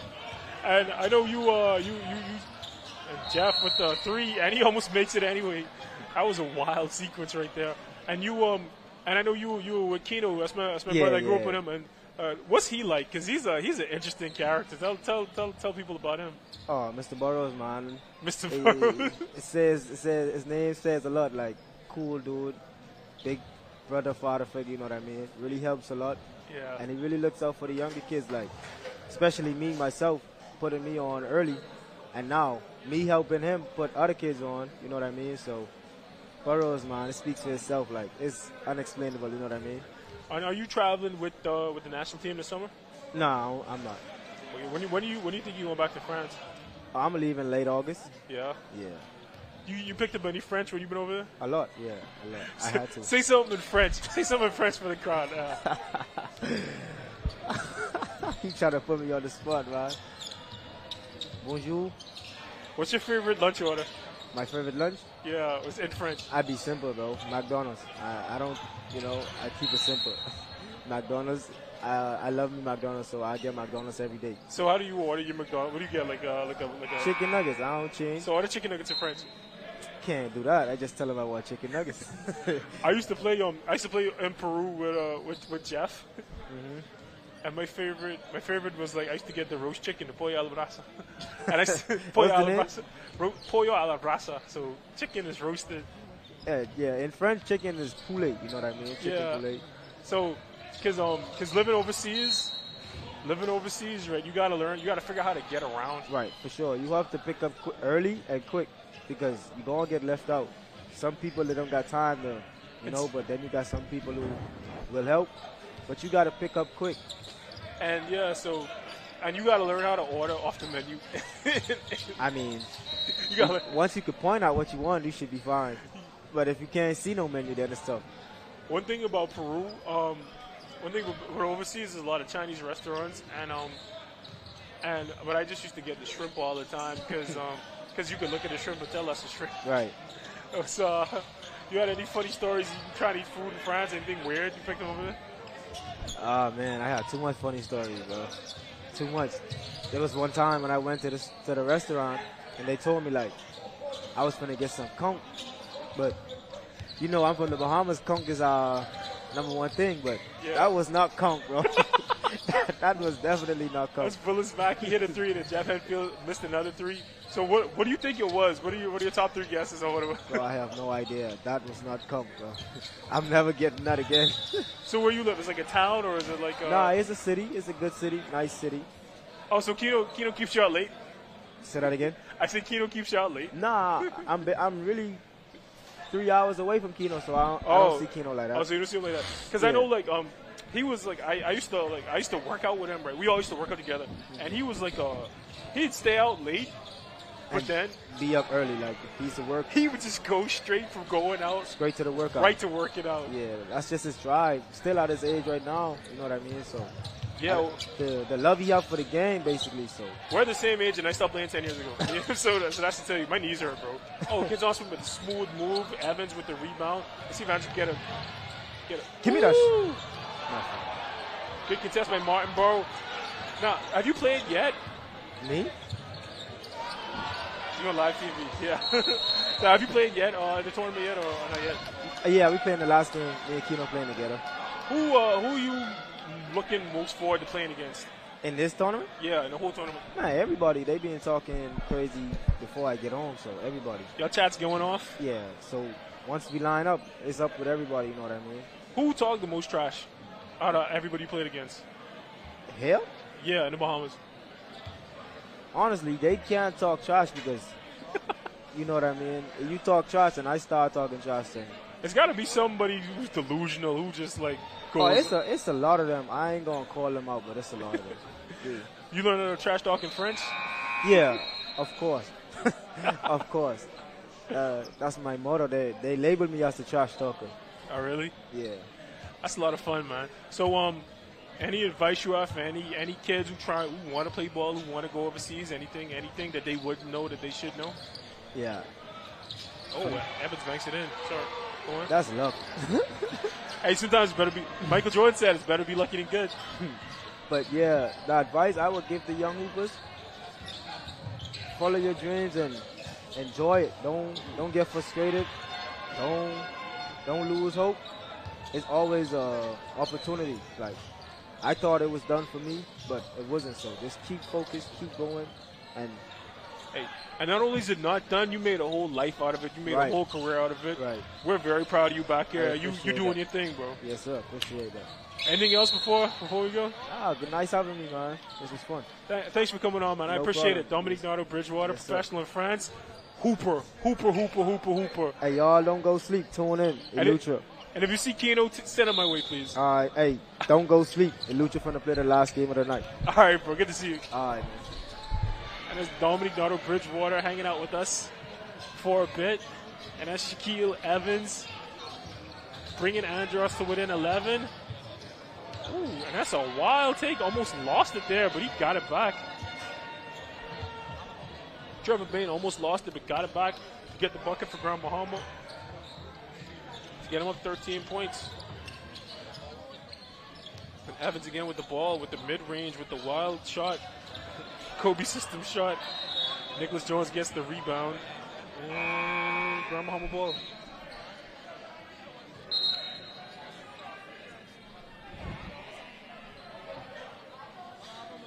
Miller throws his hands up. He doesn't know what to do. He's having the worst night. And I say this, all you can do is play hard. That's all you can do. Trevor Bain, turnover. Nicholas Jones brings the ball up front. Andros hesitates, gets to the rim, but it gets stuffed, but foul anyway.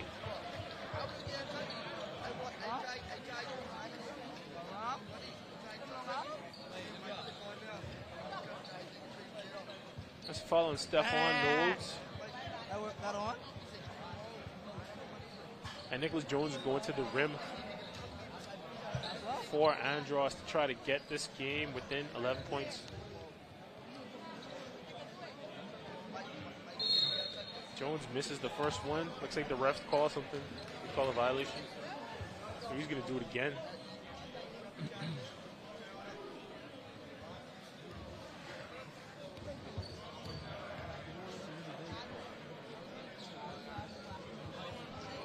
And he makes it. He has another one to go.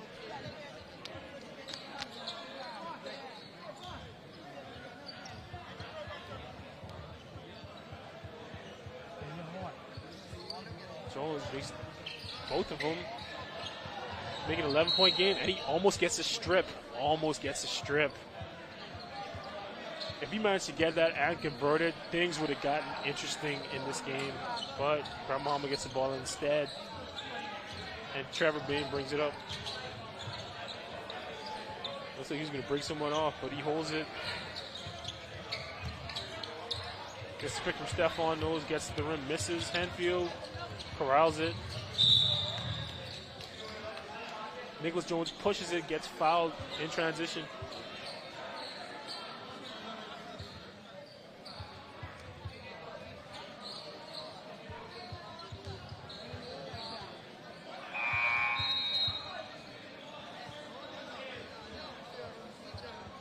And Jones is going to the line again. He made 2 last time. Let's see if he can get 2 more to make this game an interesting game. Let's see.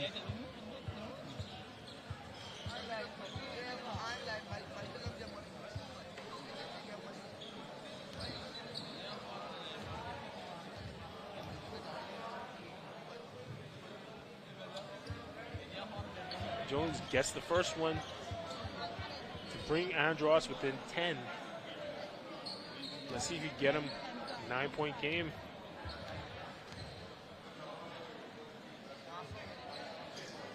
And he knocks it down, nothing but net. Now 9-point lead for Grand Bahama. And Andros is pressing up. Kenton Smith sets the pick for Martinborough. Martinborough loses Jones. Grand Bahama gets down and gets settled into their offense. Martinborough gets it to Kenton Smith. Kenton Smith going to do something with it. Jabs him. Back to Martinborough. Wide open. Knocks it down. Nope. Alex Rowe goes up for the rebound. Gets fouled over the back.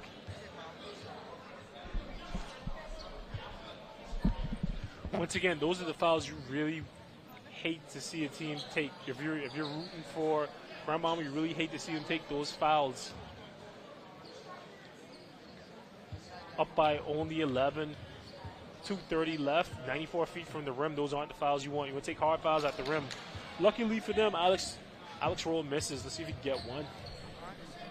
Alex, very streaky shooter, but he can't knock him down. He gets one.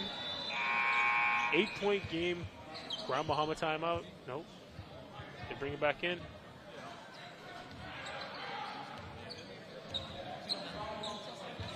That's 8 points for Roll. Martinborough brings it up.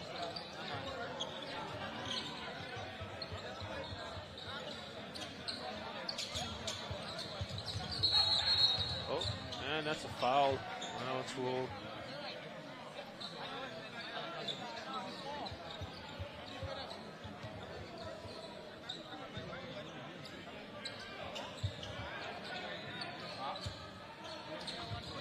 Martinborough. Willis. Run a handoff. Jeffrey Henfield blows it up. Shaq Evans on the push. And there's good old dependable Ira Farrington on the cleanup. Get to the free throw line. Takes one from Willis Mackey.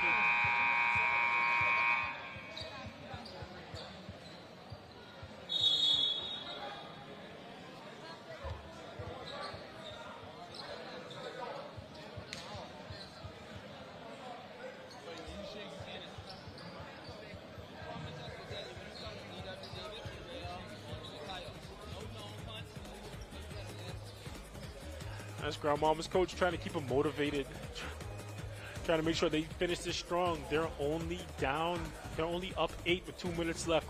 Andros is very much still in this game. They can very much come back and win this game, especially if Grandmama keeps turning the ball over like this.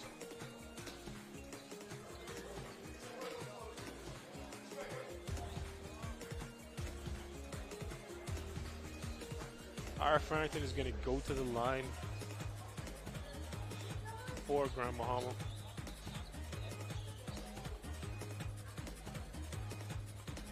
Try to get this game within 6 points. Sorry, Ira Farrington for Andros. Try to get this game within 6 points. And this is a packed out gym at D.W. Davis. Farrington makes the first one.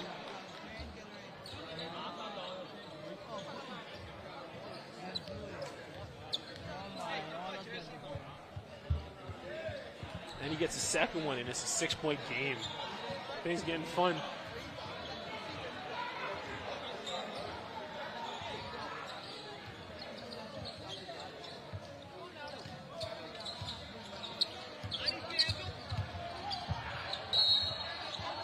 Ooh. That's Jermaine Ferguson with the hesitation, go and one. Let's try to put this game away. Great hesitation to go by Ferguson, and that's one on Henfield, and he does not like that call.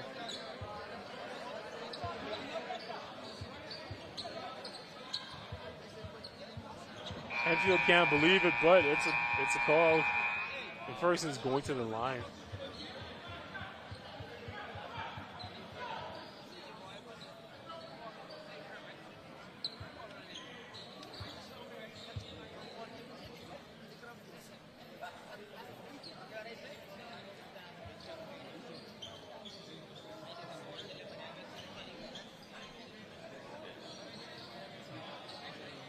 Henfield is out of there. That was his 5th foul.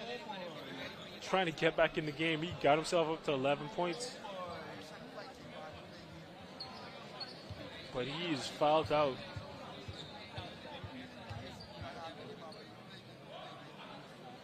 For 12 minutes. This is it. Rebound by Ira Farrington. Looks like he gets fouled by Willis Mackey.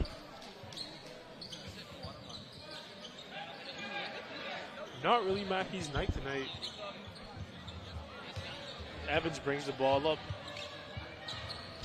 Pass to Jones. Jones breaks down the defense, gets ripped by Martinborough, who has a hard time picking it up. Gets it to Smith. Smith gets it out of there, right to Mackey. Up strong, right through contact, right through Evans.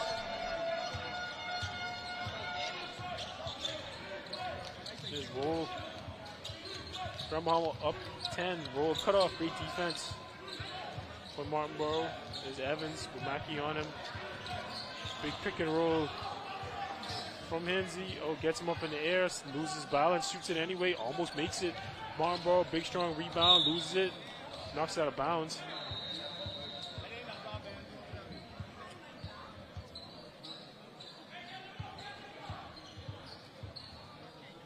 Andros ball. And Nicholas Jones about to bring it in for Andros.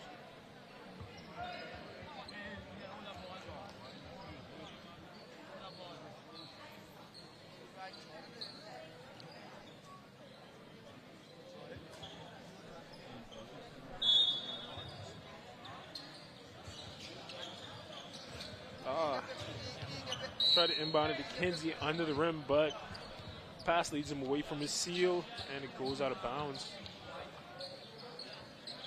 Looks like Grand Bahama got a tip, so Andros ball. Evans is going to try going against Smith, Grand Bahama's best player. Smith pressed up on it, forcing him to pick up his dribble. Pass in the corner.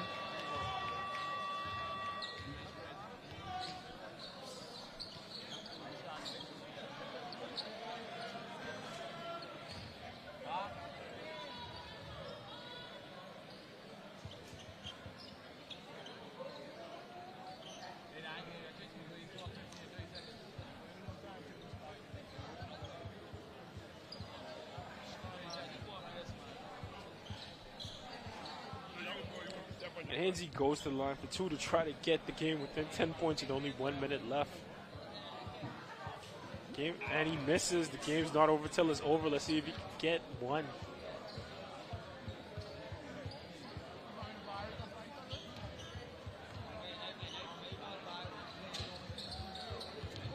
And he misses both of them. Martinborough skies for the rebound.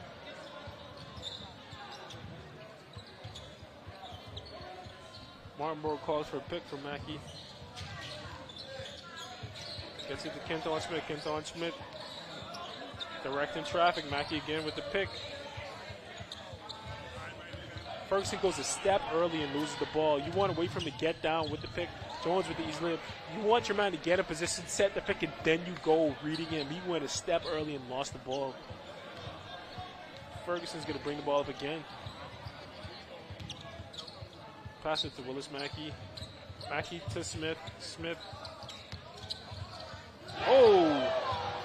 Trevor Bain tries to yam it, but he misses.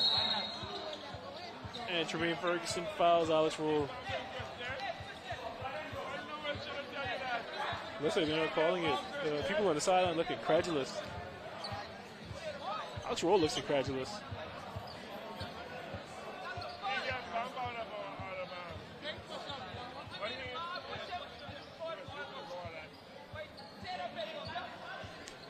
It's a no call. The ball is going Grand Bahamas' way. He's just trying to get out of here, man. 12 seconds left. Martinborough's going to dribble his ball out. He's going to get the ball at the court and dribble it out. And that's going to be game.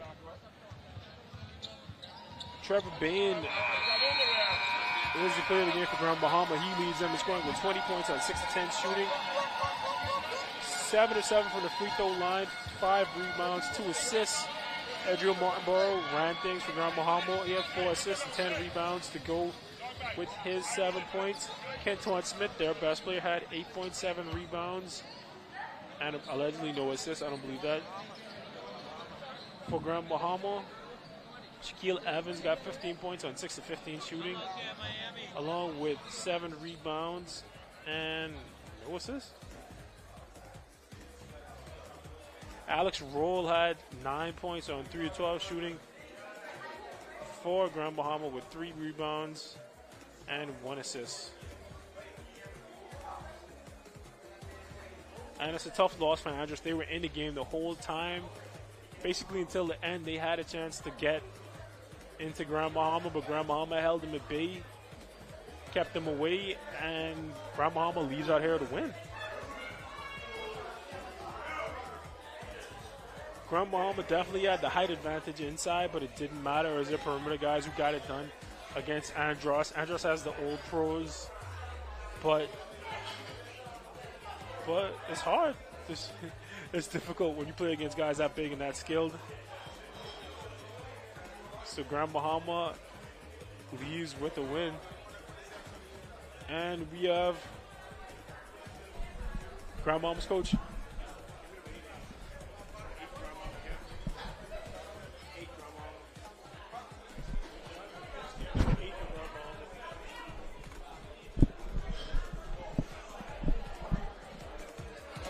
All right, and we're here with Grand Bahama's coach. Coach, can you tell me your name?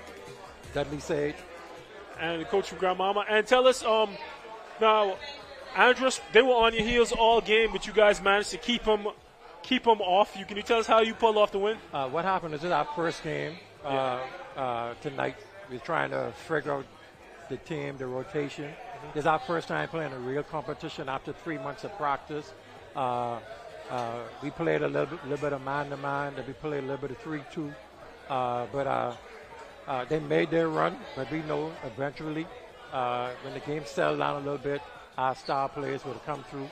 But it's a good win for us to finally play. But it's a good win for us. How much easier is it to play when you have pros like Willis Mackey and like Canton Smith on your team? Canton Smith was in it from 3 months ago. Yeah. Practice every day. And having Willis Mackey, it means a lot. It makes because how they think about the game. When the game going fast, they know how to slow it down and talk to the players. So we have a good group of guys.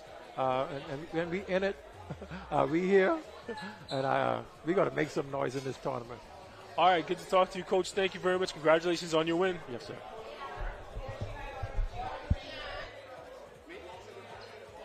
And we have Trevor Bain, Grand Bahamas leading scorer with 20 points, 5 rebounds. And let's get these headphones on you. There you go. Come on. There you go. And we have Trevor Bain, leading scorer for Grand Bahama. Can you tell us what Coach said? You guys were practicing for 3 months. What's it like to finally get out here and play and actually play with these guys? It's amazing, man. We've been working hard for the past 3 months, putting in a lot of work, putting in a lot of cardio work mostly. Say like the last month we started with like plays, basketball drills, workouts and stuff like that. It's been amazing getting to know the guys much more than I already know. I'm like on the court. It's been fun. It's been a lot of fun. And you tried to boom it just now in his head. What happened? What happened there? He fouled me, man. He fouled me. Now these refs, it looks like they're allowing like a physical style of play. Yeah. Do you mind that, or do you? No. I don't mind. I just don't see when we tend to play physical too long. It starts to get out of hand, and then when they get out of hand, then the refs get the game in the refs' hand. Yeah. It in the refs' hand. You looking forward to playing anybody in this tournament, or? No. I just looking forward to play. I just having a lot of fun playing with these guys. Whoever come next, we play them next. If we win, I'm sure 3 months, and this is your first game in 3 months, I'll be ready to play too. We've been doing a lot of playing. We've been doing a lot of scrimmages and stuff like that. Yeah. So we've been playing, getting the chemistry, because a lot of the guys on the team ain't never played with each other before, So for us to play like that, we started off slow, and then we started to pick it up a lot, myself included, But we good, man. We good. All right, thank you very much for sitting down with us. Congratulations on your win. It's Trevor Bain, Grandmama's leading scorer. All right.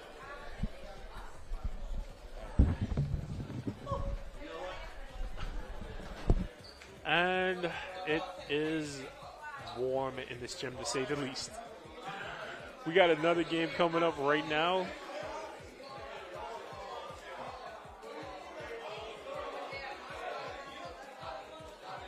We're going to try to get it pulled up for you right now. But that was Trevor Bain. That was Grand Bahamas' leading scorer with 20 points. Once again, Adriel Martin had 10 points. Full box score. Adriel Martin had 10 points for Grand Bahama, and he led them in. Adriel Martinborough, had 10 points. He also had 10 rebounds. He was their leading rebounder. Willis Mackey, 4 for 6, 10 points. 3 rebounds. They do not give out assists in FIBA.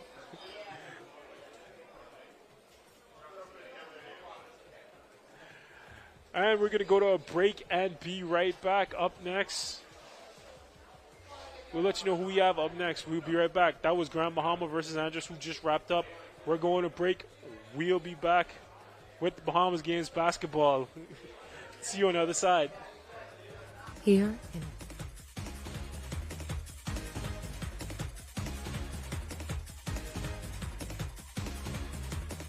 Those means a lot to me. Seeing my customers smile brightens my day. Family is important to me. I love spending quality time with my grandchildren.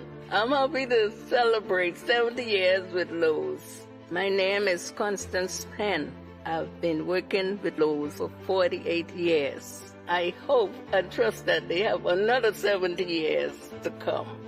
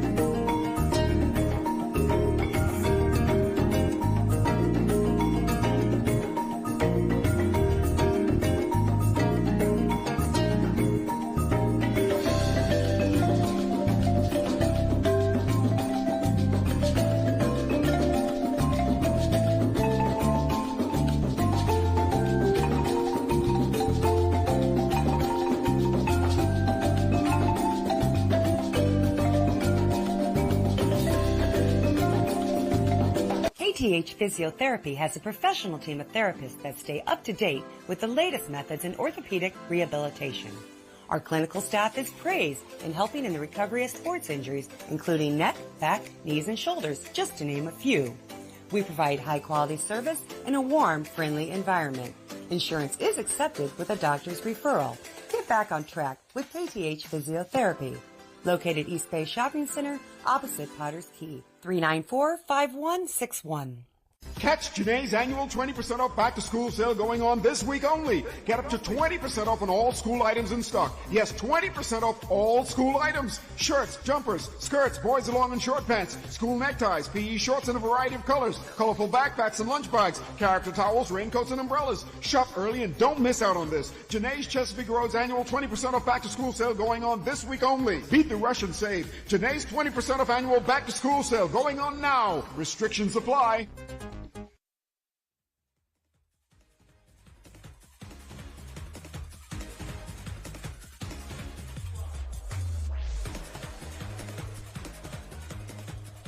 And we're back at the D.W. Davis Gymnasium for Bahamas Games basketball.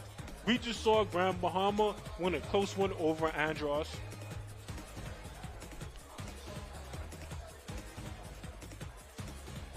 Up next, we have the Abaco Survivors against the Long Island Sheep Runners. I love their logos. I love their names. I'm here for all of this, and I can't wait to see what happens next.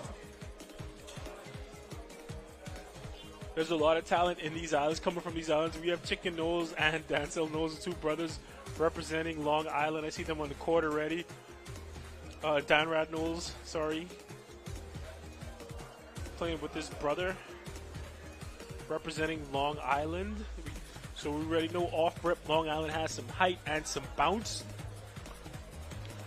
I can guarantee you, with near certainty, someone's going to get dunked on. I got my boy Jeff Hanfield here with me playing for Andros. It's my boy from back in the day.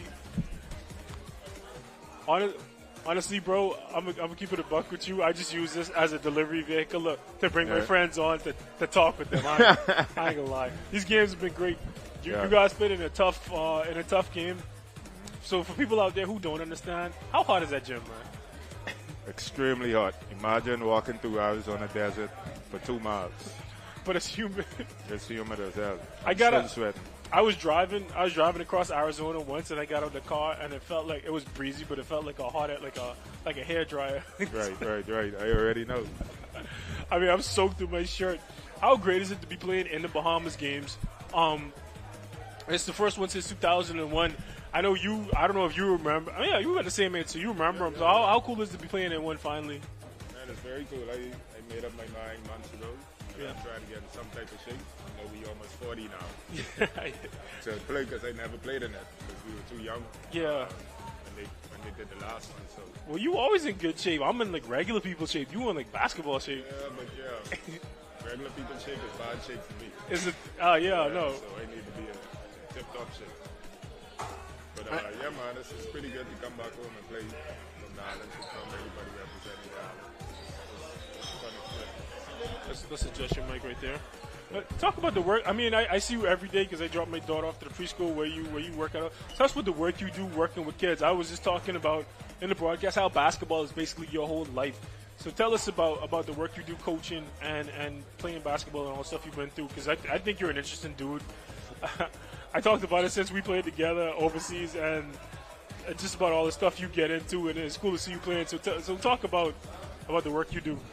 Yeah, man, it's natural for me. I love kids. I love sports, so I try to do my best to give back whenever I can. Give my time, energy, patience, all of that. It goes hand in hand with me.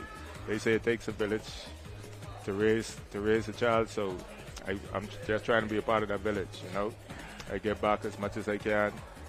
I do camps, clinics, trainings, all that good stuff. So, yeah, man, if you're looking to train, to learn the game of basketball, like, I'm available. My guy's a pro. he's a pros pro. Anybody you looking forward in particular to play against? Anybody been in the group chat been talking extra garbage? Oh yeah. You know my boys down in the Lutra. I know. Keno and Nato. Yeah, I just had Nato one just now, and he wouldn't divulge any names, but I know Keno. All in his bag right now. Yeah, that's my childhood friend from years back. We all know each other almost 30, right? We all grew up together. Yeah, right. We all grew. Yeah. We know each other almost 30 years. So yeah, it's going to be fun. Looking forward to play against them. It's going to bring out the best in everybody, and it's going to be competitive. And that's Chicken Nose winning that tip easily, but Long Island. It's great to see. I think it's great to see guys like you competing, representing 4 different family islands. So tell us about your connection with Andros. Your family from there? Yeah. I'm actually, my last name is Enfield, but my mom is Roll. Grew up in Andros till I was about 3 or 4. Went there every summer. So it's North Andros, Master Point. That's where my heritage is from. Yeah. And I'm proud to represent them, man. Like, I couldn't wait to come back and play for Andros. What you had to do to get Leo Lightburn out there to play? And Leo Lightburn, he took the initiative. He called me. Yeah. He's like, hey, we got to play. We got to be the vets. We got to guide these young fellas. So all he had to do was ask, and it was a no-brainer for me. And I don't think people know him for being a politician, but he was a hooper. Like, yes, he was one of my role models growing up. He was all of us, man. Because I didn't know anybody who was like who came from here, went off and played D1 before I met him. Right. He was one of the first ones that we know about growing up that actually went Division 1 and played. I think he played at Liberty. Yeah, played college basketball. Like we know people who you know is a thing you could do, but we didn't personally know anybody who could do it. Right.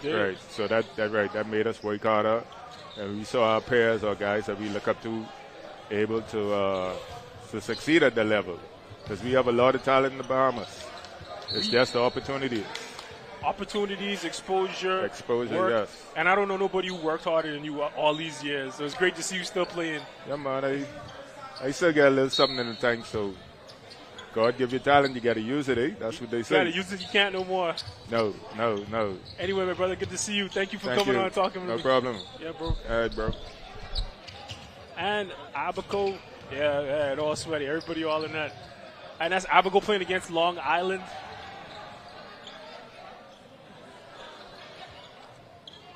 We did not set these lineups. That's Dan still knows with the rebound. His brother Dan Rad knows, University of Houston's very own.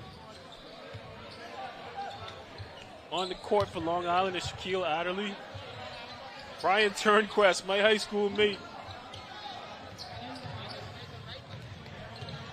Chester McPhee. So it's the Knowles brother, Dan Rad, Dancel, Shaquille Adley, Chester McPhee, Ryan Turnquest starting for Abaco. For Long Island, it's the Latrell Portier, Godfrey Roll Jr., Rolante Knowles, Jehu Wright, and Sebastian Gray.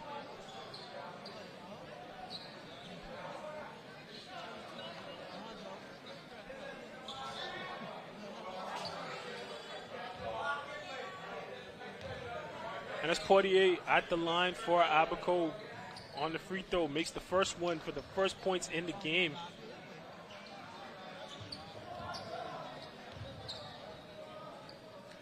Portier makes the second one. Put Abaco up 2-0. And that's Adderley handling the ball for Long Island. If I was him, I would get it to one of them Knowles brothers. Probably Dan Rad, if not Dancel. Smart move, go up Dan Rad, strong finish. Knowles misses, big rebound. For Wright, right at the top of the key, he's going to set the pick. Good skip against his own. Looks like Dancel, oh! And Wright tries to punch it in, but he misses. And Adler's going the other way for Long Island. Inside to Knowles. Oh, and he passes to nobody.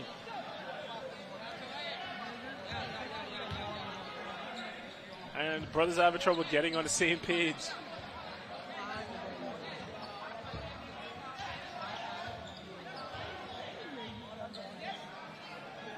And that's Godfrey Roll Jr. with the ball. Passes it back to Portier. Foul. Looks like offensive foul against Abaco.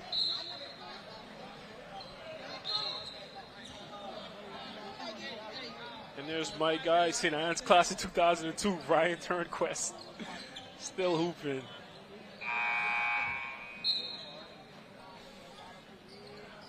I don't think people understand that these guys in the Bahamas love basketball so much. They give so much of their life to the game.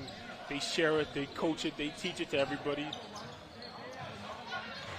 That's Godfrey Roll with the layup and the score to put Abaco up. These guys love basketball a lot. They'll play it until they can't anymore. They love competing. Adley handling the ball for Long Island. Inside the post to Knowles, layup. Dancel Knowles to give Long Island their first points. Let's see if the Knowles brothers get a stop. Just rolled inside to Rolante Knowles, misses the layup. Rebound goes to Danrad Knowles, 6'11", handling the ball over there. Turnquest over to Adderley. Adderley, ooh, is that a nutmeg? Over to Turnquest into Danrad Knowles. Danrad wants to clear out so we can take him one by one. Shoots a mid-range, misses. And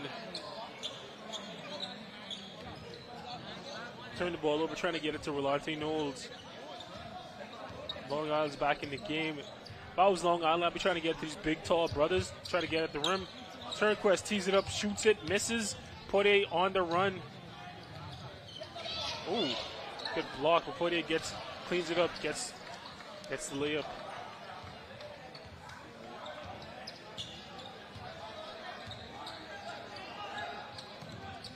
Inside the Dancel Knowles, Adley tees it up, shoots it, makes it three. Makes it three to bring Long Island within one. Good in and out game by Knowles and Adderley. Portier passing it to Sebastian Gray. Sebastian Gray tees it up, shoots it, but misses it.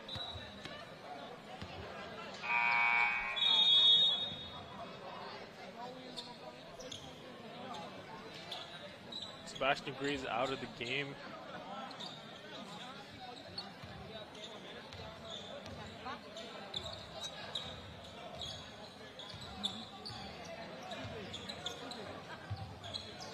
Adderley steps into it, misses it.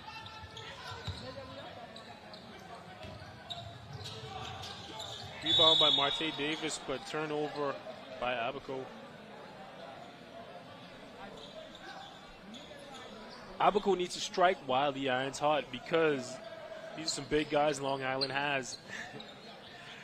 And they will put you in the rim. Carter walks in for Long Island. I've had the misfortune of going against Walks, or my team's going against him in Night League. He's a knockdown shooter when he's ready. Shard Davis misses. Portier against Knowles, a foot taller than him. Knowles press him at the top of the key, gets a turnover. And Chicken Knowles with the dunk. From Rashard Davis. He's going to do that a lot, ladies and gentlemen. Danrad Knowles is a 6'11" athlete. Inside to Davis. Davis, all he sees is arms. Oswald Meadows to the rim, gets it blocked by Dancel Knowles. Those are some rangy brothers down there. Look for that a lot too. A lot of dunks, a lot of blocks.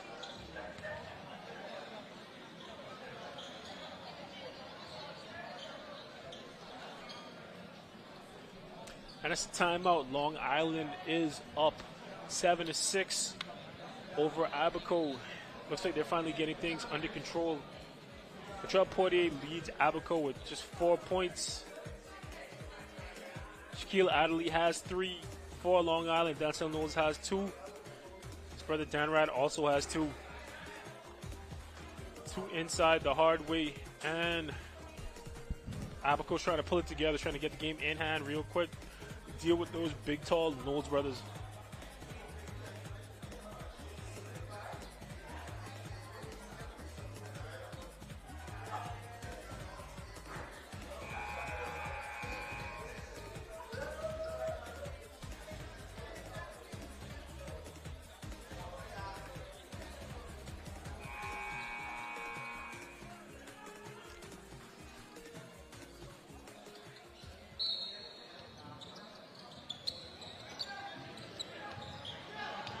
Inside the 48, back out.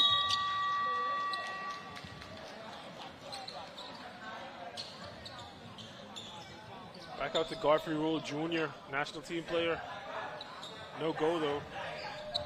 It's a well-designed play, just not on time in the clock. There's Adderley, no relation to me, bringing the ball up. Setting things up for Long Island. They got Danrad one-on-one. Out to Walks at the mid-range, misses it.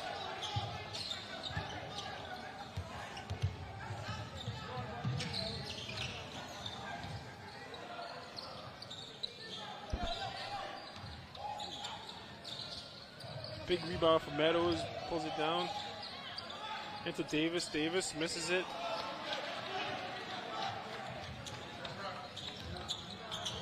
Godfrey Roll Jr. with the rebound and the finish. There's a big guy, bring the ball up the court. Gets it back, he can hit that three. Instead he dishes it to Oswald Meadows, who knocks it down.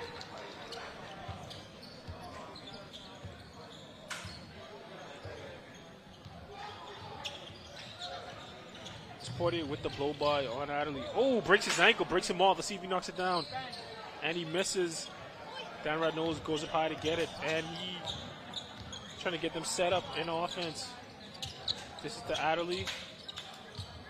See if he gets some motion going. Knows directing traffic. Oh, tries to get it to Walks in the middle of the zone. But good ball pressure by Portier. Forces the turnover. And Abaco is coming back with the ball.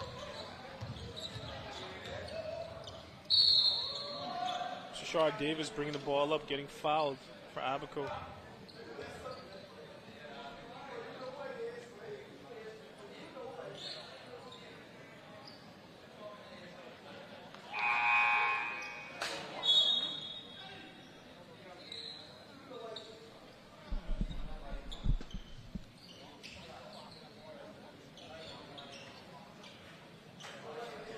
Dan Reynolds is doing everything for Long Island right now. He's even manning the mop.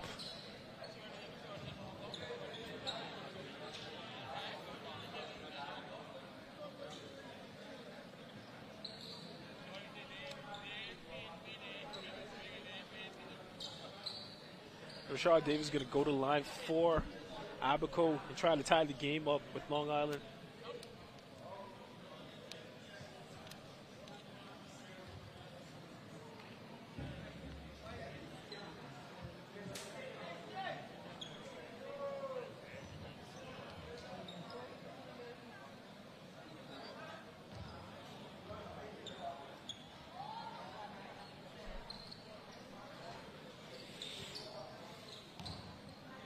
And let's see if they finally get this free throw off. Oswald Davis. Rashard Davis, sorry, with his first free throw. Misses the first one. Here's another one coming up.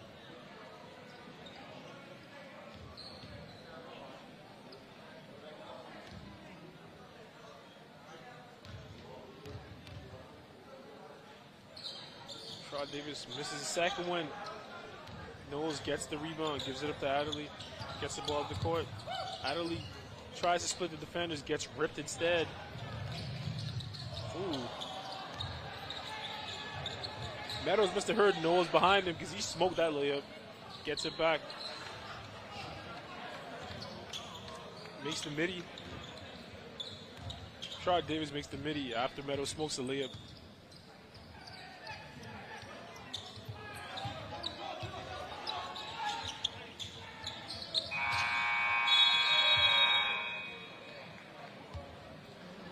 That's the end of the first half. Abaco's tied with Long Island to wrap up the first half. First quarter, I'm sorry. Shaquille Adderley leads Long Island with scoring with 3 points. He also has 1 rebound. Danrad knows has 3 assists for Long Island, and they're not counting 3 rebounds in it. Doesn't seem like they're counting any assists. Godfrey Roll Jr., Latrell Portier tied for the lead in points for Abaco, 4 points apiece. And Rashard Davis also has 2. Other than that, nobody seems to be doing much. We're going to see the game open up with these long, fast guys that Long Island has.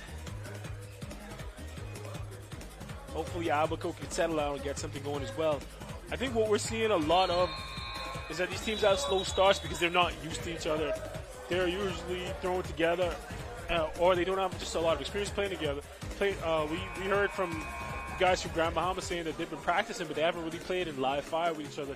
So there's nothing that can replicate that. You can scrimmage all you want, you can practice all you want, but there's nothing that can replicate live fire basketball. And so we see these guys struggle to kind of coalesce. They're trying to learn on the fly how each other's tendencies and how they work. Now, I think a lot of these guys from Long Island have played together before, so that should present some kind of advantage. We're going to see how things go as the game progresses. There's Godfrey Roll Jr. with the ball. Turnover. Oh, gets it back. Easy layup. Misses it.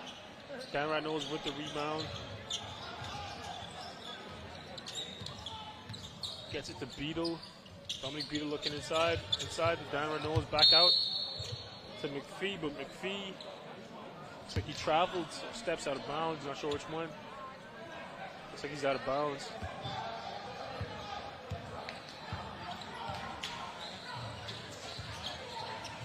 And here comes Robert Joseph, one of my players from UB, playing for Abaco. Robert Joseph is a guy who could really shoot the ball. He's in range as soon as he steps on the court. He knows how to play the top of his zone, the top of a defense. He's smart at reading, and he goes the other way.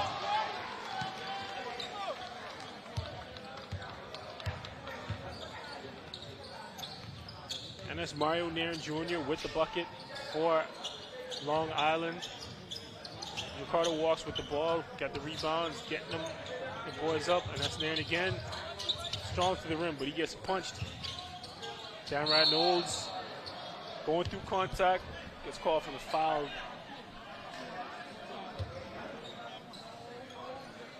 And that's the thing about playing ball. When you play through contact, the ref's going to give you the benefit of the doubt.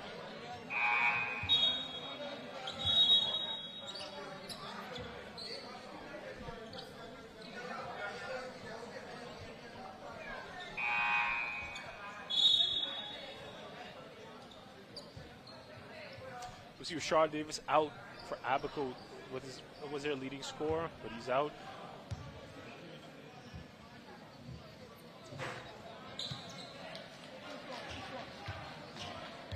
Dan Reynolds at the line for Long Island. Gonna get his free throw. And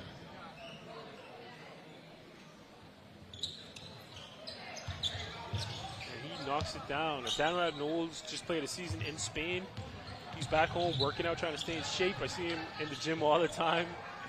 He does a lot of mobility, a lot of stretching, a lot of functional exercise. That's a really bad foul. It's a bad foul by Taj Adley. I swear he's not related to me. His name is Taj Adley from Long Island. And you never want to foul a guy taking a long shot like that. You want to get up, contest it, make it a difficult shot, turn around, get the rebound. You never want to put him on the line.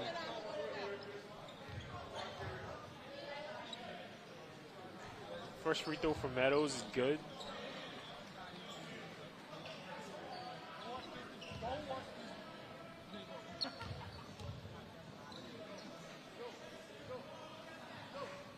Second misses. Let's see if Meadows can get 2 out of 3.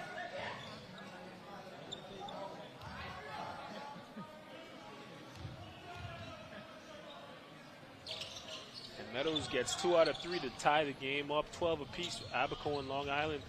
Ricardo walks, brings the ball up for Long Island. Crosses over Robert Joseph. And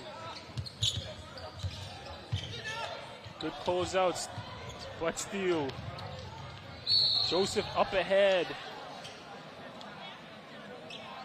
Oswald Meadows doesn't get it later, but he gets fouled. Now he has a chance to go back.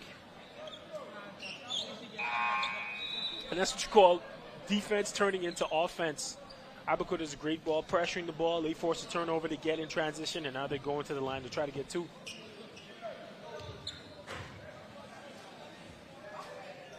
Meadows misses the first one.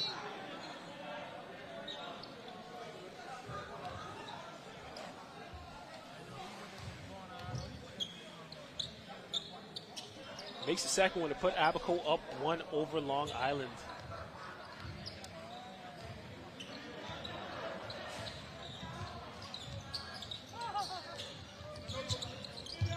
And Knowles kicks it out.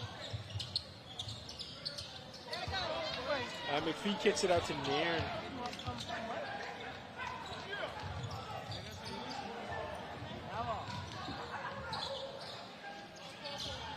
And they go inside the right. And it looks like Abaco will keep the ball.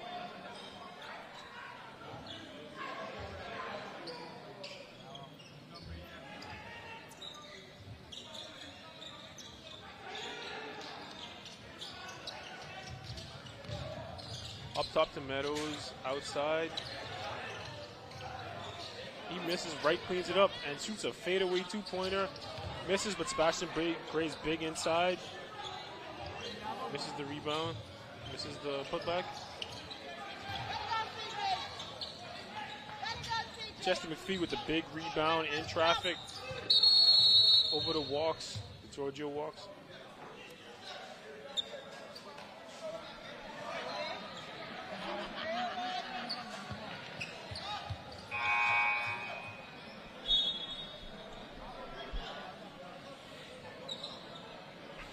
And Abaco only up 1, only down 1 behind Long Island. Teams are struggling to put each other away. Sebastian Gray with the rebound and the push. Great pass inside to Marty Davis, but no bucket.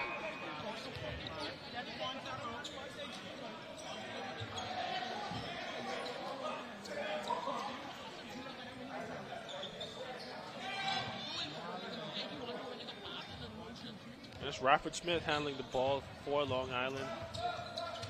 He's going to get a pick from Nairn. Good pass, good big finish, and misses the layup. But he's going to go to the line for 2. Mario Nairn Jr. with the textbook pick and roll. Sets a big strong pick, goes to the rim hard, opens himself up.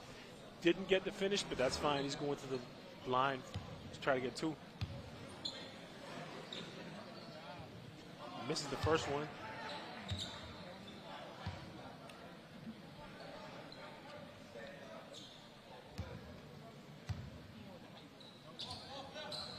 Misses both of them. That's Malik Penn with the ball for Abaco. Number 2.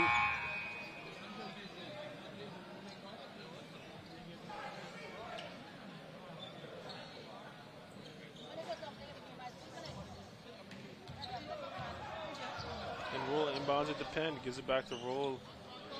Inside, good look from Davis. Looks opposite, doesn't feel a man on his hip. Gets fouled anyway. Being strong with the ball. Good inside, draws a foul. Let's see if he can get one of his free throws.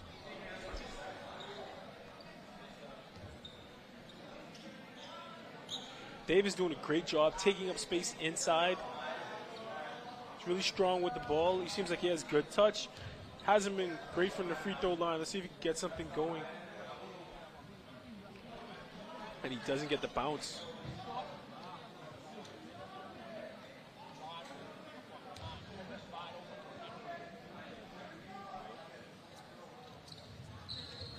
And he misses both free throws. Great sequence, but doesn't convert. Doesn't pay off.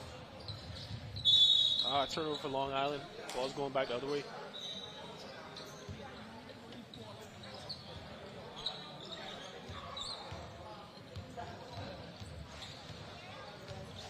Godfrey Roll Jr. with the ball. Great pass inside to Davis. Gets blocked by Nairn. Nairn struggles to corral it. Passes to a guard who isn't looking. That's a no-no. Walks with the take. Euro step. Left hand switch. Good finish. Good finish inside by Walks. And that's an acrobatic layup by Rolante Knowles of Abaco, and there's Walks looking to push it up again.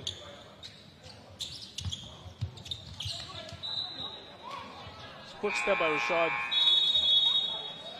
quick step by Chester McPhee, but he loses the ball. Ball's going back Abaco's way.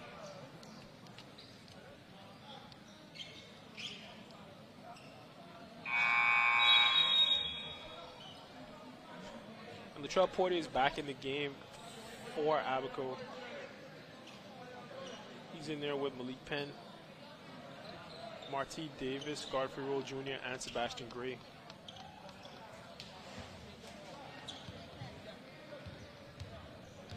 And see if either team is going to go on a run. It's Malik Penn with the ball. Abaco misses. Downright Knowles back in the game for Long Island. Skips it over to Ryan Turnquest.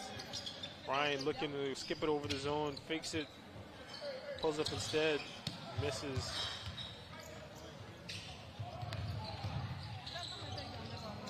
Smoke the layup.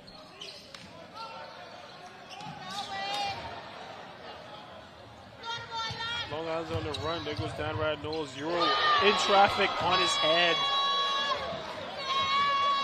That's what a D1 athlete who plays overseas looks like. He's 6'11" and he does stuff like that, ladies and gentlemen. Through traffic, Euro step on his head. I wish we had replay.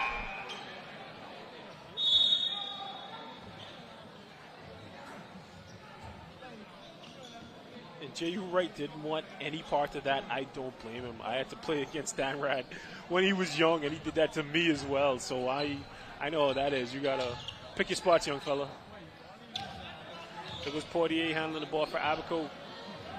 Still only down 3 to Long Island.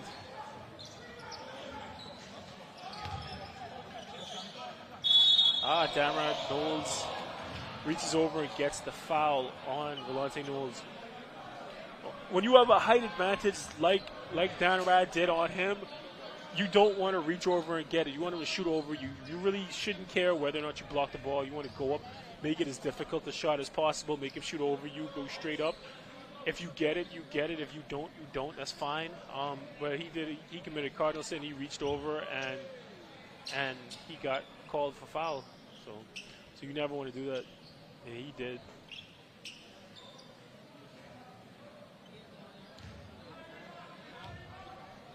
Now we got Rolante Knowles at the line. See if he gets the first one. He missed the first one.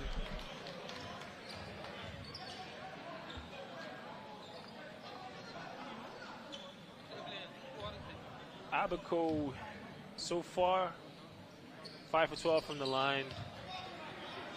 They got 6 for 13 for the line for Abaco.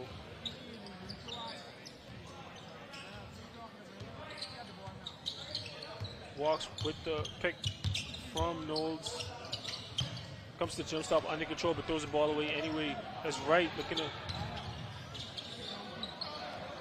to push the ball, pulls it out when he sees Turnquest. Back to Wright, tries to stop it but misses it. Denzel Knowles with the rebound.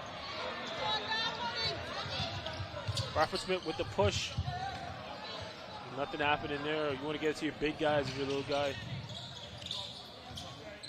You want to get to your big guys, run the wing. You don't want to dribble in traffic in transition when there's an easy lane to be had. And that's Rashard Davis with the easy lay to bring Abaco within 2. This is a dogfight, ladies and gentlemen.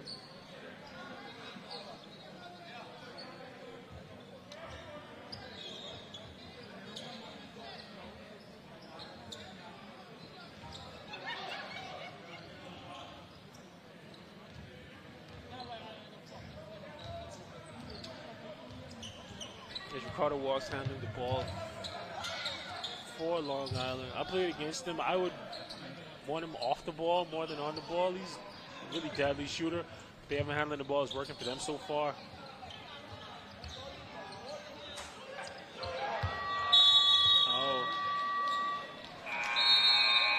And shot clock runs out with the ball in Walks' hand. It's going Long Island's way.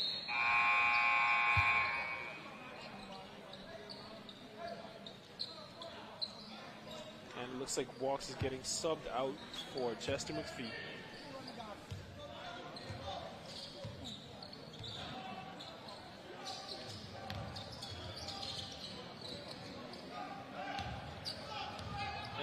move by Rashard Davis that gets sent back by A. Knowles' brother. Not sure which one. As soon as he gets in the game, Chester McPhee gets the and one. Finishing strong through contact.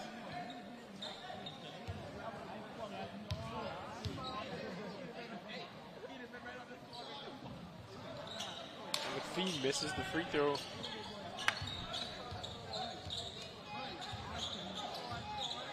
Scarfy roll with the push to Davis. Looking inside. Said he shoots it, misses it.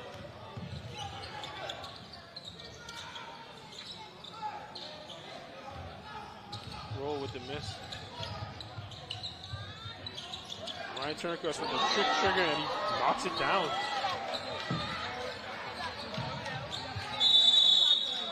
And timeout Abaco.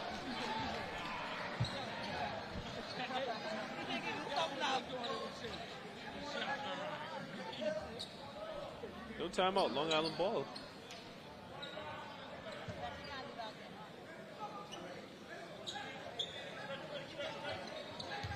Knowles up top to keep with the ball, trying to break down a slower defender. Turnquist with the pick, and he shoots it, and he banks it in. Sometimes it's better to be lucky than good, and that's Ryan Turnquist being lucky. I love that guy, man. I knew him since I was 4. He's a great guy. Rolante Knowles bring the ball up for Abaco.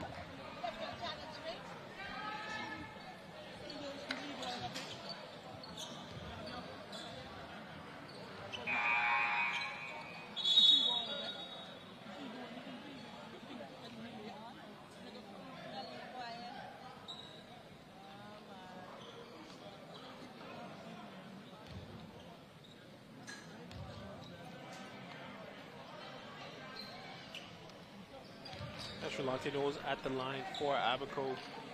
A lot of guys named Knowles in this game. It's a very common name in the Bahamas. Rolante Knowles going to try to get this other free throw. And he misses it. Dancel Knowles, another Knowles with the rebound. Gives it to Beadle. Beadle crosses a Portier, gets a pick. Dancel Knowles with the hard catch. Dribbles out of bounds.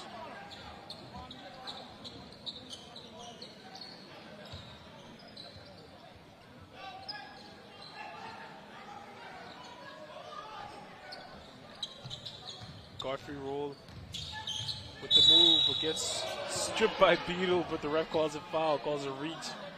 Beadle does not like that.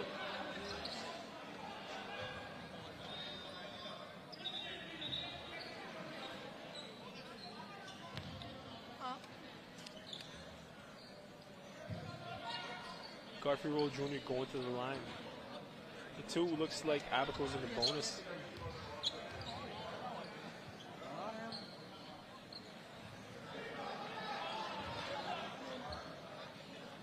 Godfrey Roll misses the first one.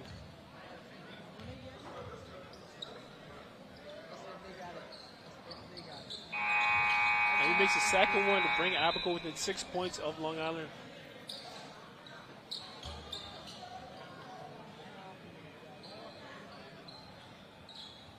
And they're calling it timeout.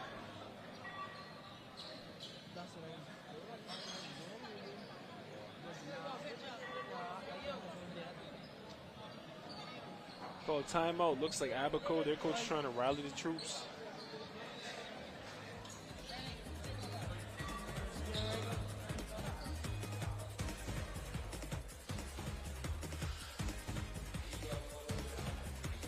Only 11 seconds left in the second half.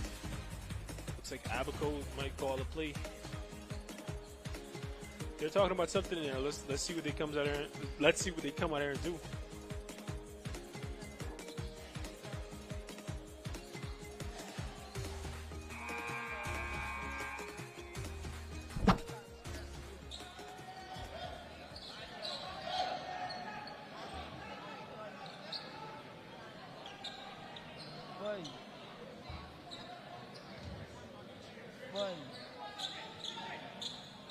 Beadle getting the ball in bounds, but Roll with the hustle almost gets the strip.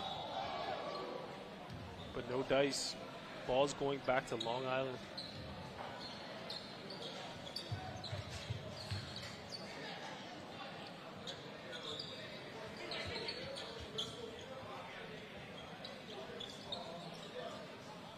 And Walks is inbounding it. Looks like Beetle wants it, but he's going to get it to Knowles. Knowles is going to face up, make one move, and go. And, he sees him open under the rim, but the pass is too hot to handle.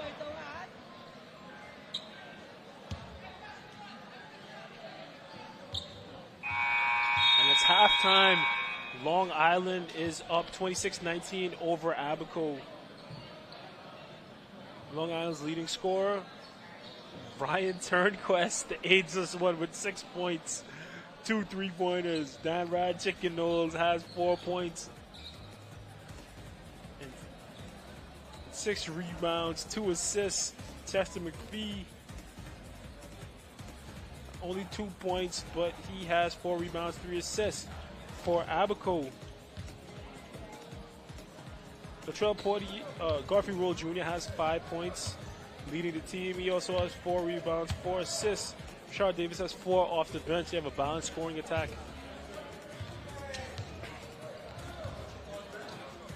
And we're going to head to commercial break. We're going to come back with second half. Abaco versus Long Island at the Bahamas games. We'll see you after break. From D.W. Davis Gym, I'm Tage Adderley.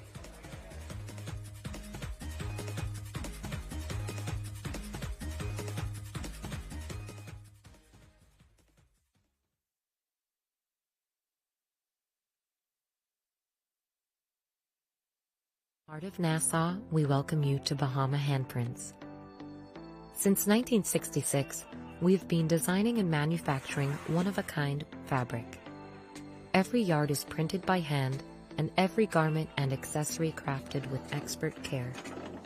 Meet Les, our head printer for over 30 years. Les delicately prints each swath of fabric in our Harbor Bay factory, a skill he has mastered over decades, a true labor of love. Our islands inspire the vibrant colors and tropical motifs synonymous with Bahama handprints. Our team of artisans passionately creates an array of apparel and accessories for women, men, and children. A visual feast, designed and made locally. Visit our factory store in Harbor Bay today to see it unfold before your very eyes, or visit one of our 2 boutiques located in Sandyport, Nassau, or Governor's Harbor, Eleuthera. Bahama Handprints. Boldly Bahamian. Inspections by the MVTS are to begin January 2024 on all commercial vehicles. Drivers will need to ensure that their trucks meet safety standards. Inspection areas include lights, horns, brakes, hydraulic systems. All trailers must be inspected on the same timeline, must have proper brakes, locking systems, and is roadworthy. Contact us at 601-0629 for further details and appointments. Blue Lagoon Island is an amazing private island day away that's fun for all ages. Choose your speed. Swim in the calm lagoon. Conquer the inflatable aqua park. Tour the island via Segway or relax in a hammock under a swaying palm tree.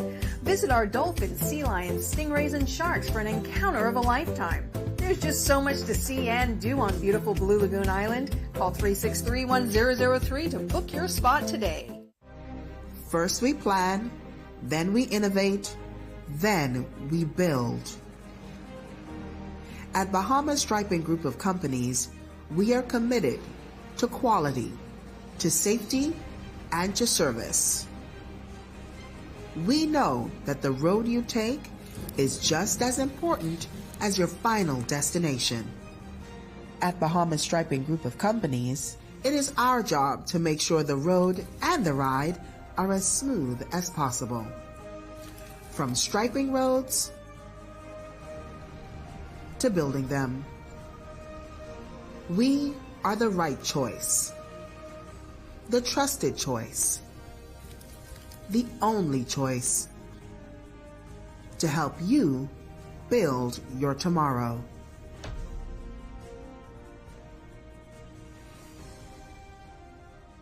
Lowe's means a lot to me. Seeing my customers smile brighten my day.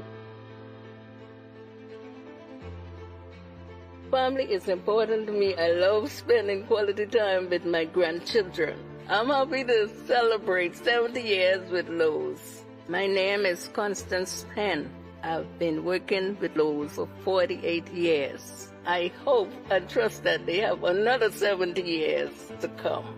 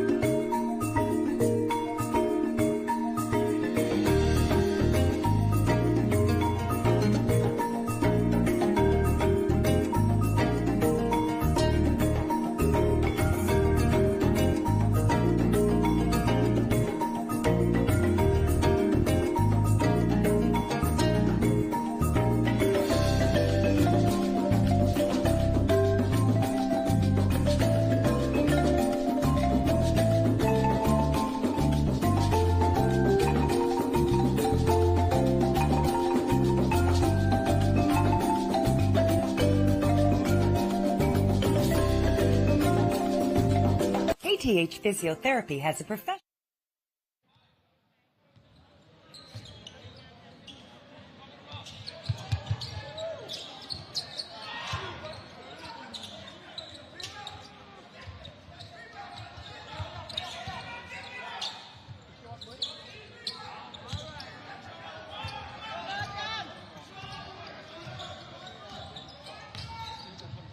Abaco, 26-20.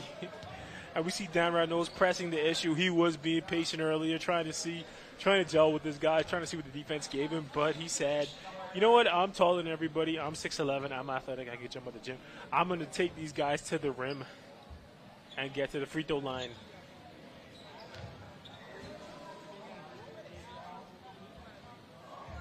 And he misses the first free throw.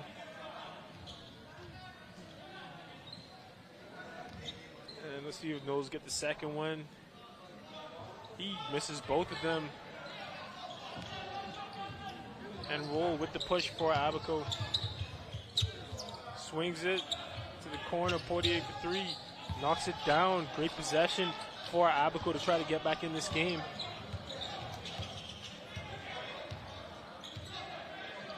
That's Adderley to Knowles. Let's see if Knowles does his thing again.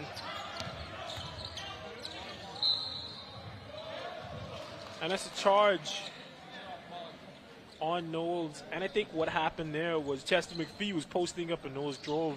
He really gummed up the works. He clogged it up because he was supposed to pop high on the baseline drive, but he stayed there in Knowles' way, compressed the area. Knowles should have probably come to a jump stop, skipped it out, but instead he tried to go to the rim. And is a charge call on him. It's not a great possession all around, but they'll try to get it together. Roll gets it into Portier. Portier brings it up, crossover, get to the lane. Dancel Knowles contests a shot, blocks another one. Great defensive possession for him. Ryan Turnquist with the rebound, keeps it, gets up the court. Ryan Turnquist with the keep, and he hits Godfrey Roll so hard just now.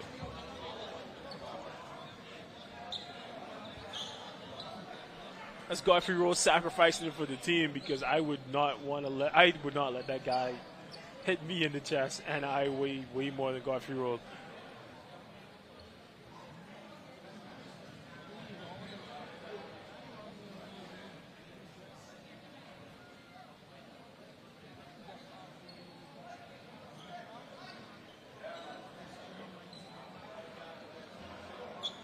And they're getting the court cleaned up while Godfrey Roll waits to inbound it.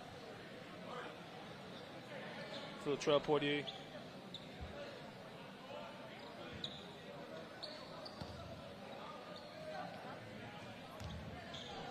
And we are off. Poitier getting Abaco's offense set up. He breaks down Turnquist, takes a step back, airballs it. Dan Knowles with the rebound, and he's pushing. And he's frustrated. He wants the foul. He dribbles into contact, gets the foul. It puts the defense at such a great disadvantage when you have a big man who can get the rebound and push. If I was his coach, I would tell him to get out quicker. Don't look, just go. Go. The play, it'll make itself available as you push hard. That's Adderley with the inbound to Turnquist, but he gets stripped. Adderley strips it back. What a wild sequence. He strips it back from Oswald Meadows.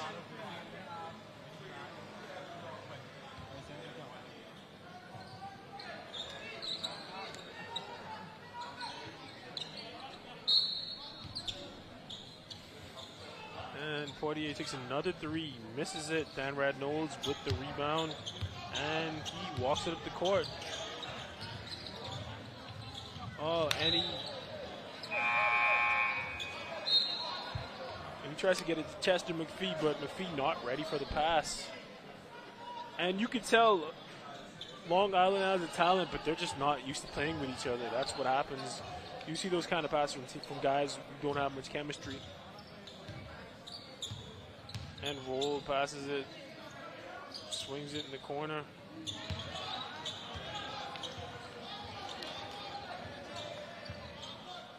And Marty Davis with the three.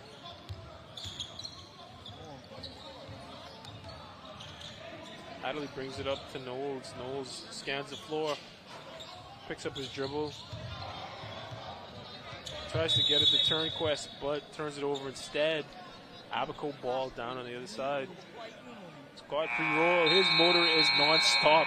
He's all over the court trying to track that ball down. And timeout. It's like Long Island trying to pull things together.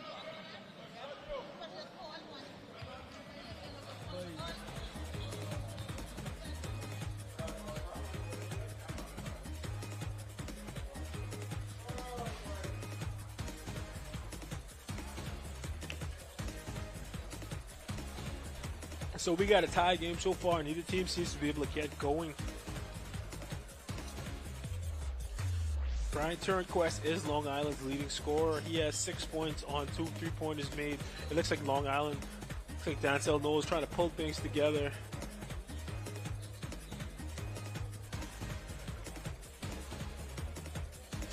Until these guys are trying to figure each other out. They haven't really played together much.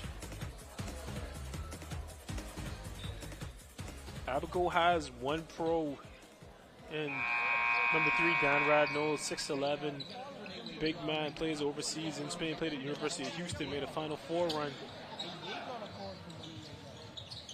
And there's Godfrey Roll, college standout, national team player, knocks down a three to put Abaco up.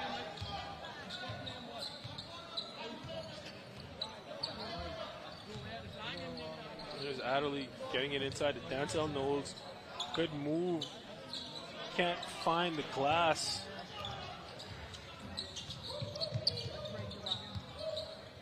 Oh, great pass inside the Roll. Roll gets it back outside to Davis. Gray with the fake. Loses it off a shoot.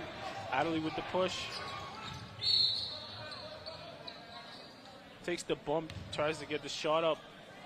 And he misses Knowles running the lane. That could have been a dunk. Instead, he's going to go to the free throw line.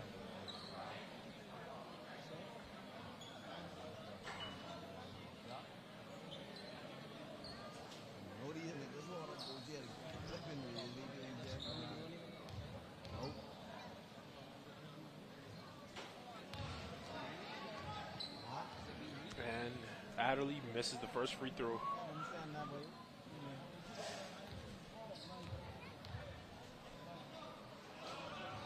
And he misses both free throws, but he gets the rebound. Let's see if he can get the bucket. And instead, he gets blocked by Davis.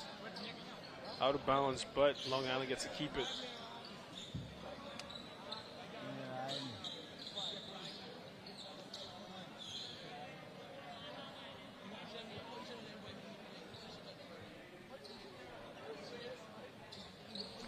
And as Dancel Knowles doing some mop work for Long Island.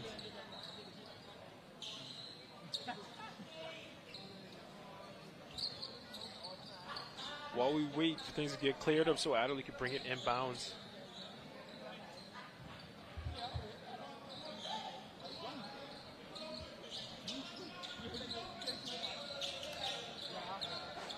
And Knowles flashes across the paint, gets it in the mid post, backs him down, makes a hard two-pointer, contested over Rashard Davis. Rashard Davis tries to get it back, misses a three. Knowles with the rebound, gets it to Adderley. Adderley inside out move, gets to the rim, forces the issue, but gets blocked by Oswald Meadows. Takes it out of bounds again. Let's see if they could run something similar to what they did last time. No, it goes inside to Danrad Knowles, who gets a brush screen from his brother. Can try to go one-on-one. He hands off to Turnquest. Turnquest just chucks it. Misses it though. Davis with the push to Godfrey roll. Tries to reverse, but Danrad Knowles blocks him.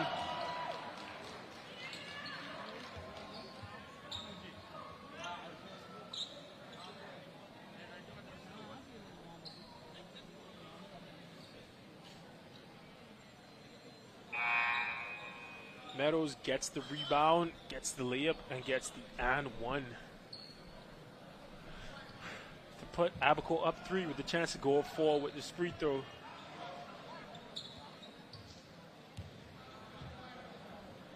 We have Abaco has national team players Leon Cooper and Robert Joseph on the bench. They have yet to deploy them. Let's see if they get in the game. Knowles gets the rebound, and he's off to the races. Tries to go handoff. Looks like they get their signals crossed up. Roll with the steal and the dish to Meadows for the easy bucket.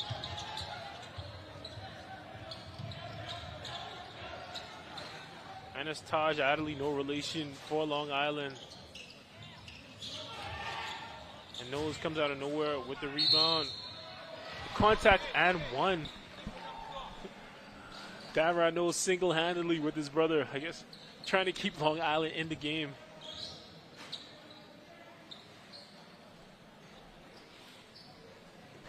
He has a chance to bring them within 2 with this free throw.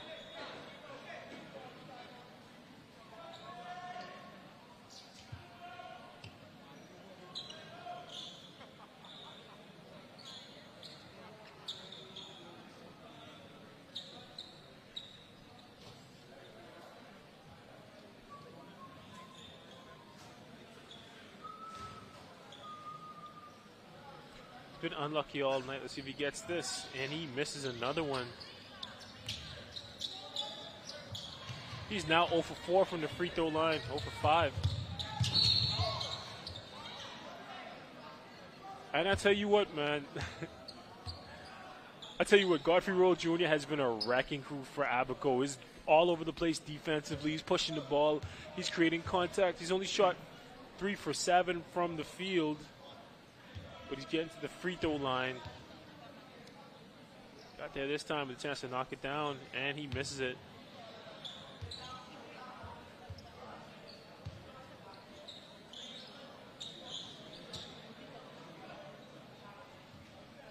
Godfrey Rowe with the chance to put Abaco up 4. He knocks it down. And Abaco's up 4. Adderley gives it up to Chester McPhee.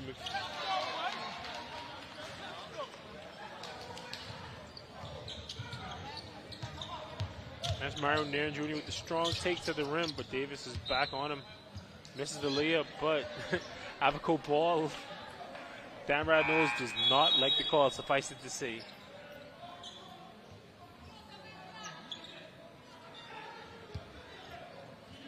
Godfrey Roll with the no-look pass in the corner. Misses it, but Malik Penn gets the rebound. Roll probes the defense. Nope, gives it up. Marty Davis with the big move on Danrad Knowles to get to the line. And he is winded. It is hot in there. I don't blame him. It's a hot box in there.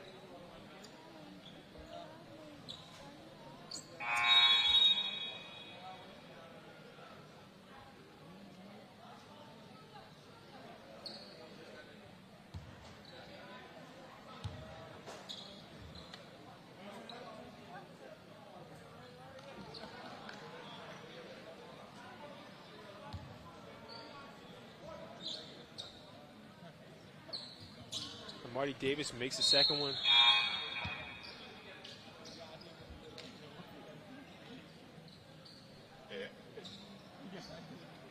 Chester McPhee inbounds it to Dan Red Knowles, who gives it back. Looks like Abaco's pressing up, giving it to Chester McPhee's hands. And their plan works out. He looks like he turns it over, but they get the ball back. But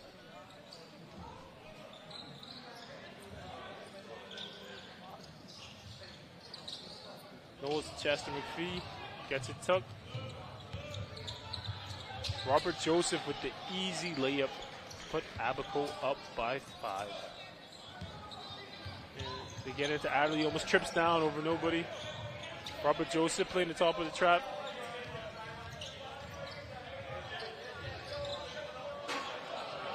And he misses it. Godfrey Roll back to Davis with the easy layup. Great decision making by Roll. Unselfish, good decision making by Roll. He could have kept it. He gave it in for the easy layup to put his team up 7. And now he's pressuring his point of attack. Oh. And Adderley trips down. Roll gives it up to Joseph. Joseph with the easy layup. And Long Island's going to try to call a timeout and regroup. They did not think they would be down 9 to this Abaco team.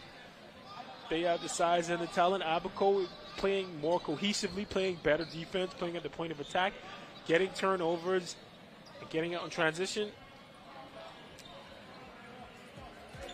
And what's key for Abaco is Godfrey Roll Jr. He's been all over the court. He has 2 steals. He has a block. He's getting out in transition. He's making the right decision, making good passes, getting easy layups, and making everything run smooth. And Long Island seems to have issues getting the ball into their big men. They have turnover problems so far. They've turned the ball over.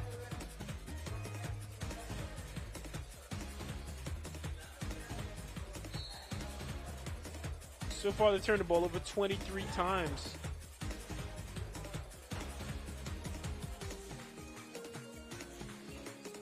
Abaco's 7, so Abaco's been taking care of the ball. Long Island's been reckless with the ball. They're bringing Ricardo Walks. Hopefully he can steady the ship. And he responds immediately by getting to the free throw line.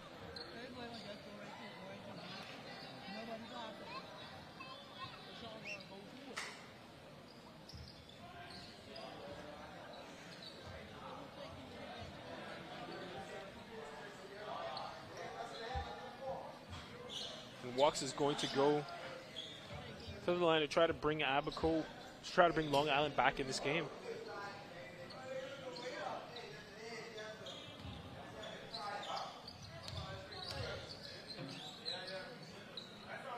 And Walks,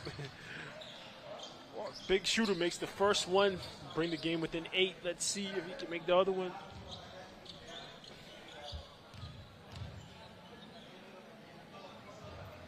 And Walks knocks down 2 free throws, make it a 7-point game. And Long Island is playing defense. Great. Sets pick for Davis.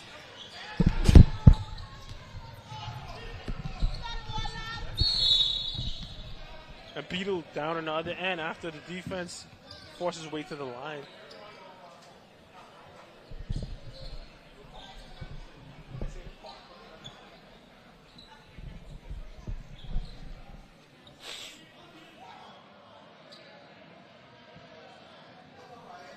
Long Island's going to try to get back in this game one free throw at a time.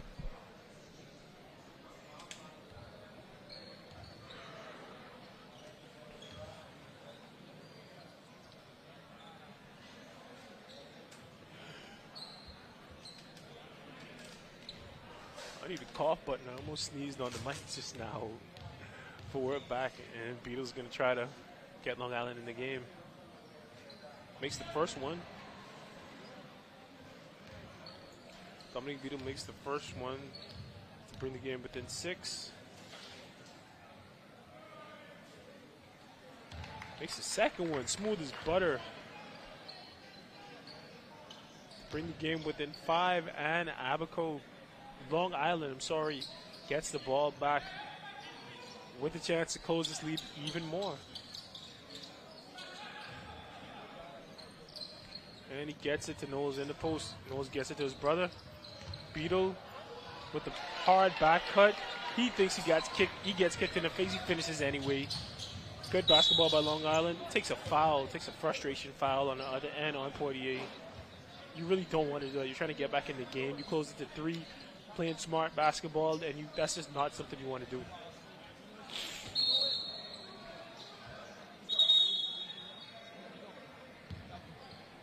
And they're going to take it out on the baseline. Oh, no, free throw. Sorry, that's Malik Penn. Malik Penn is going to try to hit this free throw. And he bubbles in. Pull the lead back out by 4. Penn is going to take another one. And he misses that one. Beetle gets the rebound. Over to Walks. Walks on the attack. Gives it up to Knowles. Knowles with the floater in the lane. Makes it a 2-point game. Penn's bringing the ball up the court.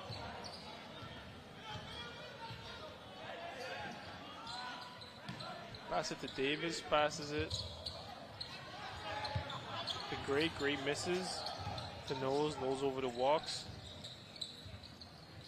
Walks into other Knowles' brother, but Sebastian Gray gets over him, gets a hand on that ball, and it's Long Island ball out of bounds.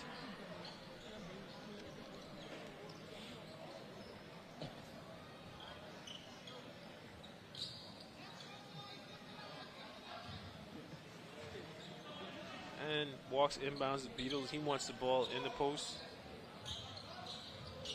And good spin, another spin move into Sebastian Gray.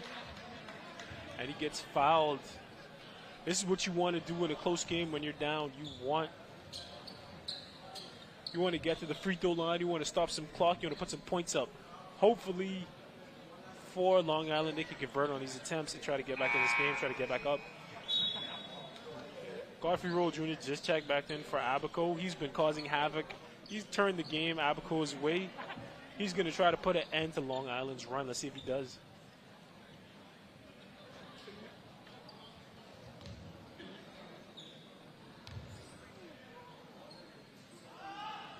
And Walks, misses the first one.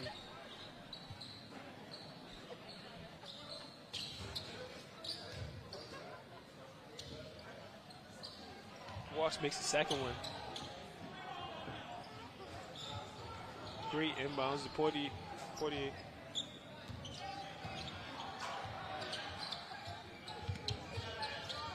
Roll back to Gray, over to Portier. Portier probes the defense, inside out, breaks down the defense. Gets stripped, Gray goes up through the contact, gets blocked.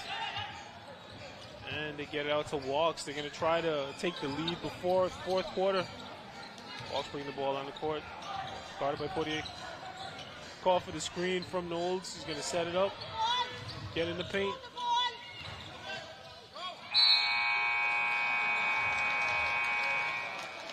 Into Chester McPhee. Refs call a foul. Chester McPhee's going to go on the line.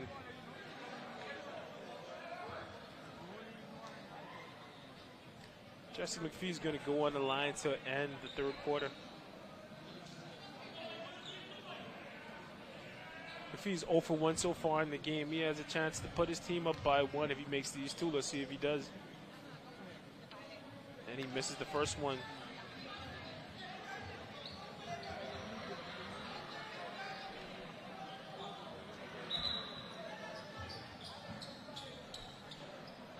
Looks like Abaco got their players out. Looks like they have 0.8 of a second on the clock. That's enough to get a shot off.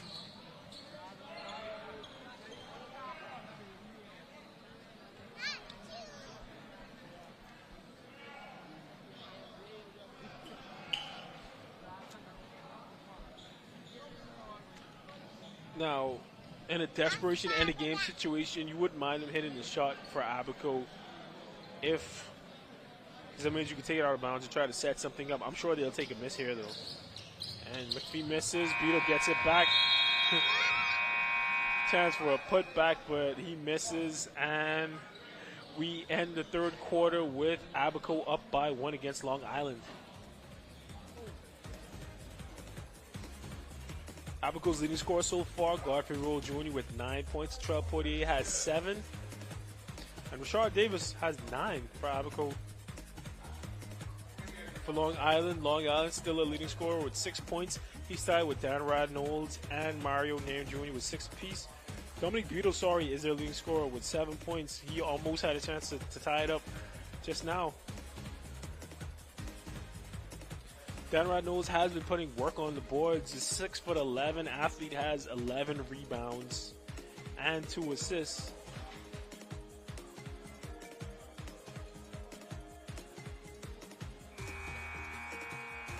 And Abaco's going to try to make some kind of adjustment to hold Long Island off.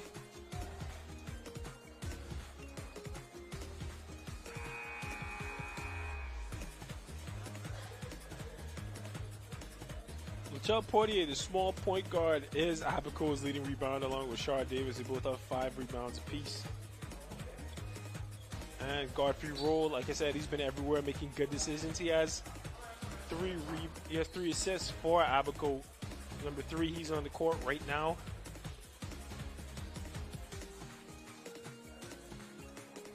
Getting ready to see if he can put Abaco back up over the top.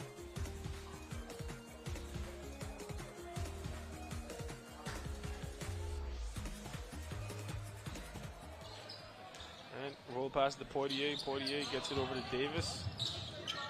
Davis with the strong take to the rim. You never want to swipe at it on defense unless you're sure the help is behind you. McPhee gave up a free run to the rim. Walks is going to try to get it back. Sure-handed defender in roll. Walks with a tough shot. Beetle with the follow-up. No dice. Marty Davis with the big rebound. Portier is pushing the ball in transition. Over-penetrates. Gives it up. Niggles Roll hustling back to make it a tough layup to force the miss. Stuff like that is what wins games, ladies and gentlemen. Godfrey Roll hustling back in transition to force the layup to save 2 points for his team.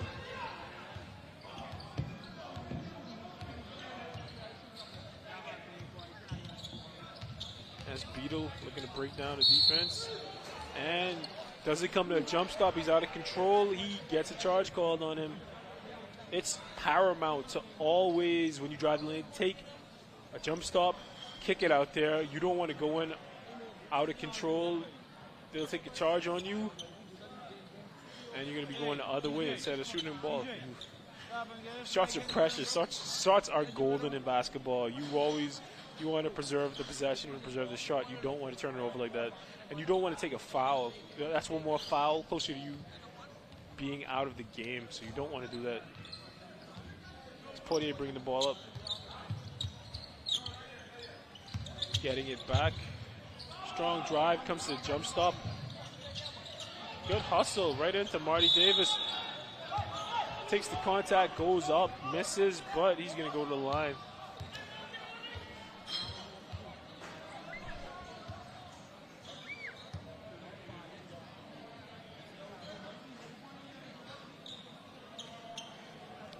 Watch big Marty Davis for Abaco.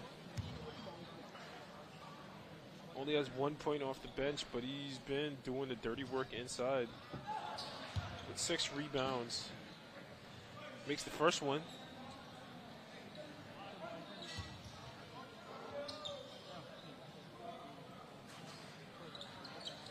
Marty Davis with the nice touch makes the second free throw. Beetle inbounds it to Walks.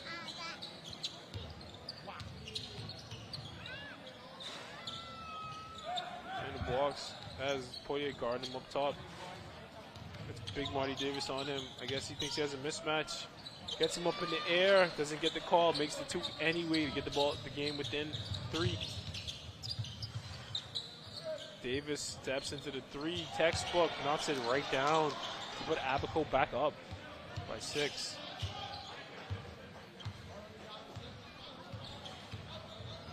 Walks, breaks down his defender. Gets a switch with Davis. Ooh, almost lucky he didn't get a travel call there. Ball goes out of bounds, Abaco ball, a Long Island ball.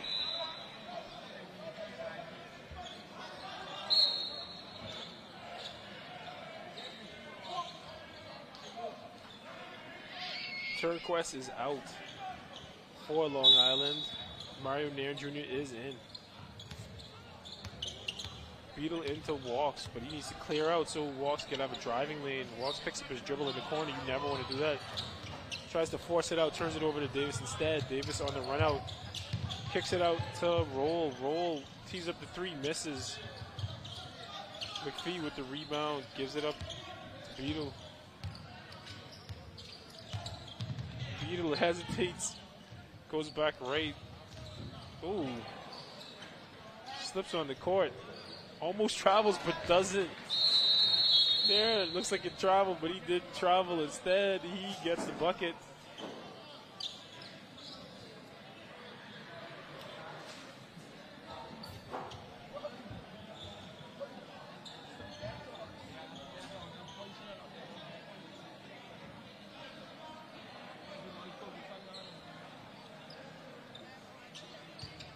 We got 5:25 left in the 4th.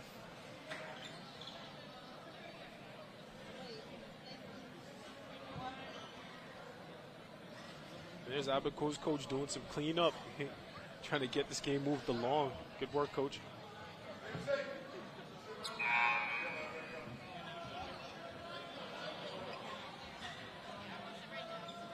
Abaco's going to inbound it.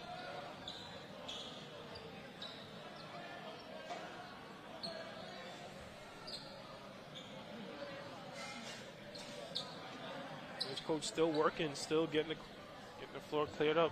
He just saw his guy Mario Nairn slip on the court, so he doesn't want that to happen again. And he needs all his guys, needs all his horses in the stable to win.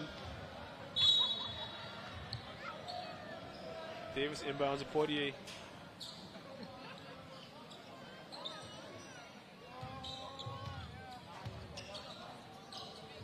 Portier back to Davis. Davis tees it up. Knowles flies, tries to get the rebound, misses. Beetle picks it up. Long Island needs to get it over. Instead, they turn it over. Davis comes back.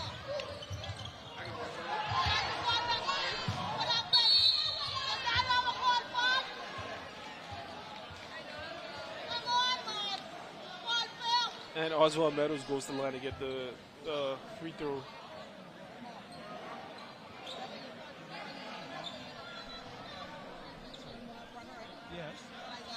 And it's only a 4-point game, but it seems like Abaco has the ball, has the game within control.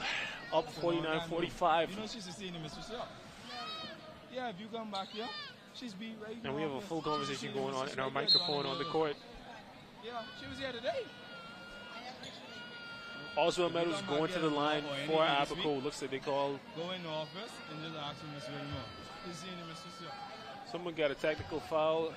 And Godfrey Roll is going to the line for Abaco. And he makes a free throw to put Abaco up 5.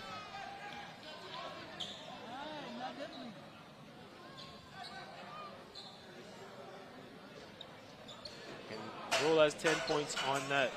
And now, Oswald Meadows is going to go to the line to try to make two.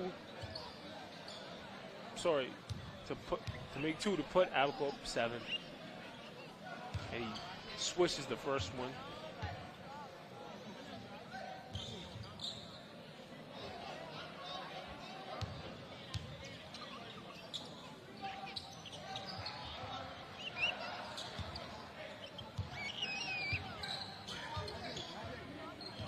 And Adderley brings the ball up for long, and he slips down. It's humid in there. It's slippery. And he gets a travel call for his troubles. And I'm sure somebody's going to get out there with a mop and get that cleaned up too, because when it's humid like this on these nights, the court tends to get slippery. Guys are sweaty, and you don't want anybody to get hurt. That's a very nice court. You don't want anybody to get hurt out there. So they're going to get that cleaned up.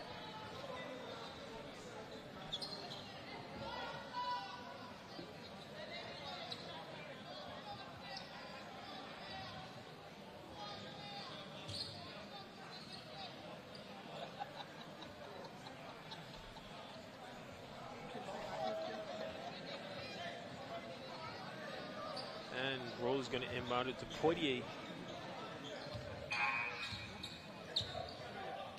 And Abaco is going, gets skipped right over to Gray, but it's too much for Gray to handle. That was a good look, bad delivery. And Beadle throws it over the top to Nairn. Nairn misses the layup. This is the floater.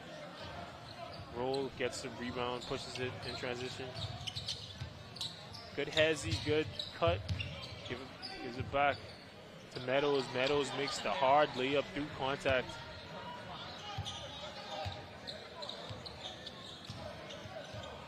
And Adderley needs to get the ball over the...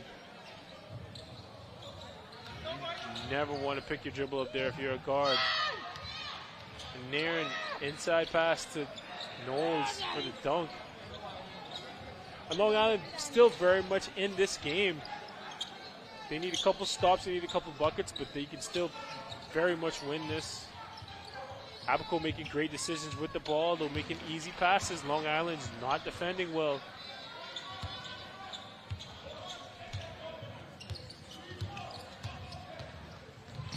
Long Island have tall guys with long arms. You want to see them more active. There's McPhee. I don't know what kind of pass that was, but that gets taken. And McPhee tries to block it, but that's a score. That is not a pass you want to make ever in a basketball game. But he made it. And only down 11, but these Long Island guys look defeated.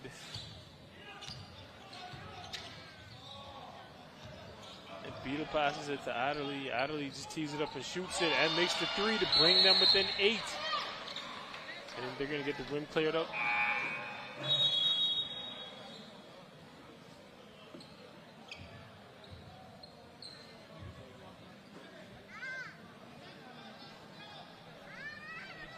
And the ref gives the thumbs up. They're good to go.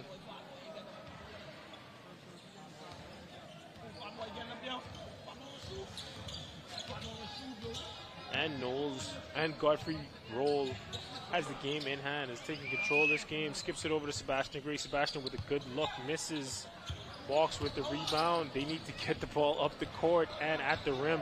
Adderley with the push. Knowles with the seal. With the mismatch in the post. And he scores it. Long Island wants to win. They need a lot more of that right now. They need to stop and they need to get it inside where they had the mismatch to Knowles.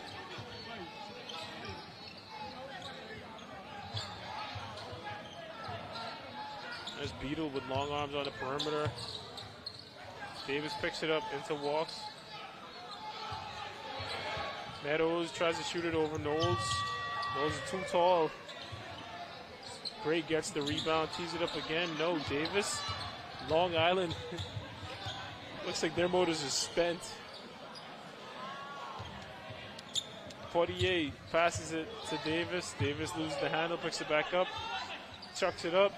Misses it. They get the rebound anyway. Meadows, Beetle gets it for Long Island, pushes it. Almost gives it up, gives it to Knowles. A lot of contact, no call. Walsh cleans it up for 2 to bring Long Island within 4 of Abaco. And it's a big scrum down there.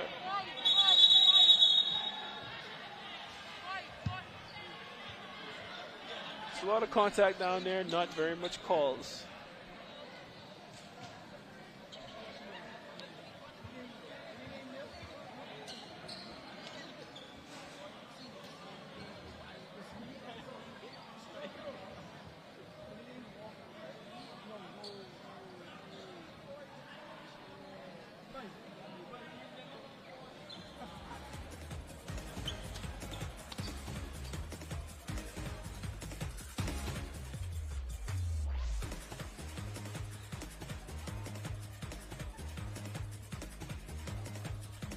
And there's a timeout. Long Island down only 4 to Abaco. They're going to try to figure out a way to get back in this game.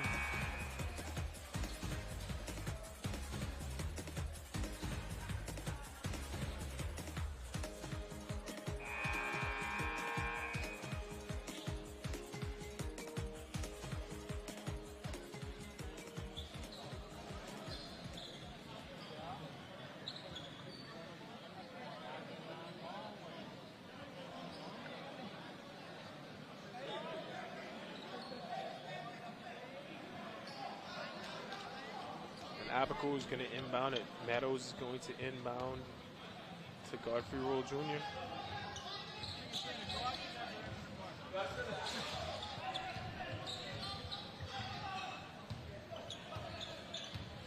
And Roll size of the defense. Takes the pick from Meadows, exposed to the rim. Turnquist gets the strip. Beetle with the rebound, gets it to Walks. Long Island needs to push to try to get a quick bucket. Abaco, great transition defense, stops him. Knowles, with the roll, he wants the call. It's a lot of contact down there. They're not giving the call either way. Knowles wants that call. He doesn't get it. Sebastian Gray's on the floor. Long Island takes it out of bounds.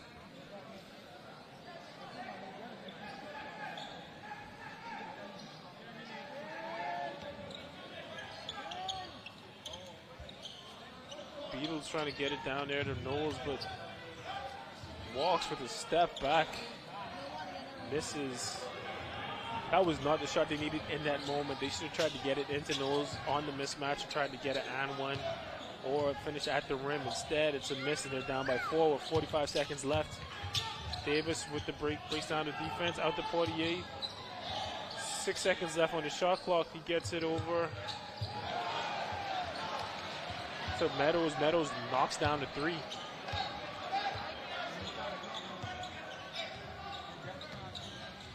Walks, pushes the ball up. Adderley.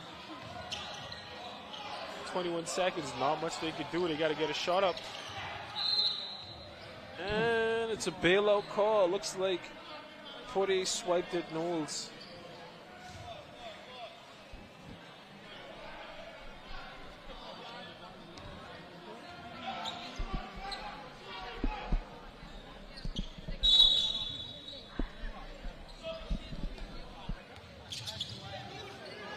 Adderley with the fadeaway, and that's a miss.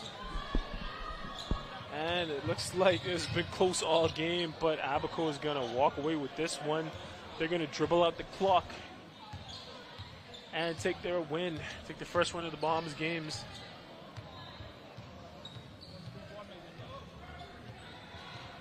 And Abaco overcomes their size discrepancy, gets a win in the Bahamas games.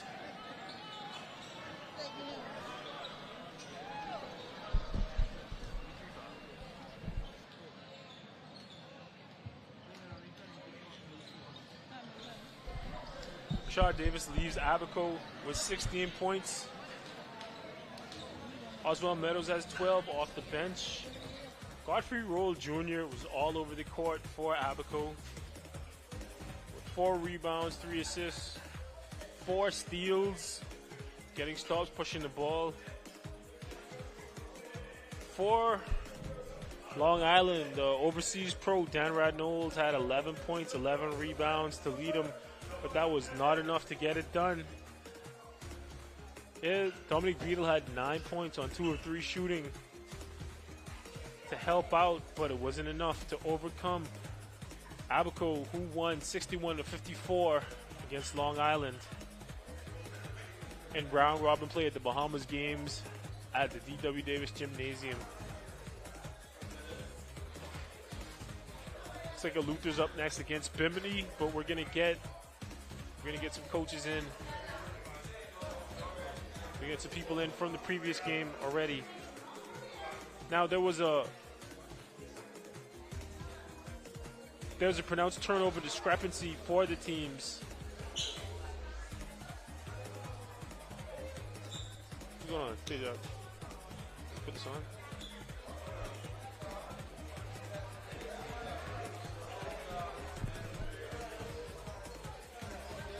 And it looks like, all right, with this we have Godfrey Roll Jr. We have Godfrey Roll Jr. from Abaco. The game seemed to turn when you got in there and you started making plays, playing defense, getting turnovers, and making good decisions. How do you think the game went for you guys? I feel like it was a sloppy one for us. We could play better than that. It was an all-around good effort from everybody, but I still feel like we have more to work on, more to come in this tournament. And you, do you guys have a lot of chemistry playing together, or is it your guys' first time? We got a lot of chemistry playing together. We knew each other for a while now. We just gotta get back in the rhythm. Yeah. And what do you who do you look forward to playing next? I know you played on the national team, so you know a lot of these guys. So who do you look forward to playing next? Whatever comes. Looking forward to playing everybody in the tournament. So whatever comes. Not a specific person. All right, man. Well, welcome to Nassau again. It's Godfrey Roll Jr. from Abaco. Yeah. Good to see you. Appreciate you. Yeah, bro. Hey, Captain, is your daddy? Captain Godfrey Roll. Defense force? No? I work with a Godfrey Roll. He's in charge of Embassy and 80. That's why.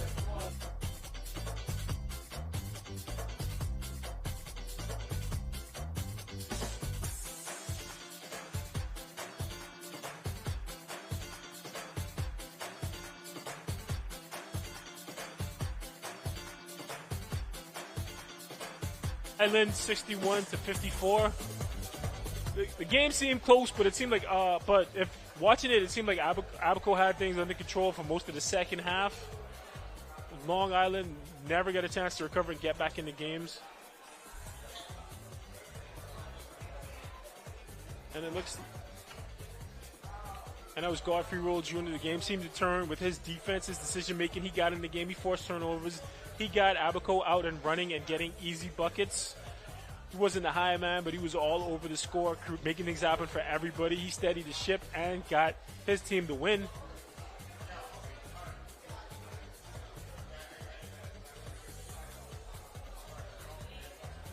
And here we got Bimini loading up to play against Long Island, against Luther. And that's all. That's enough for our coverage today. I'm Tage Adderley at D.W. Davis Gymnasium. This is the Jubilee Bahamas games, and we are out until tomorrow. Have a good evening, Bahamas. We'll see you tomorrow from D.W. Davis Gymnasium.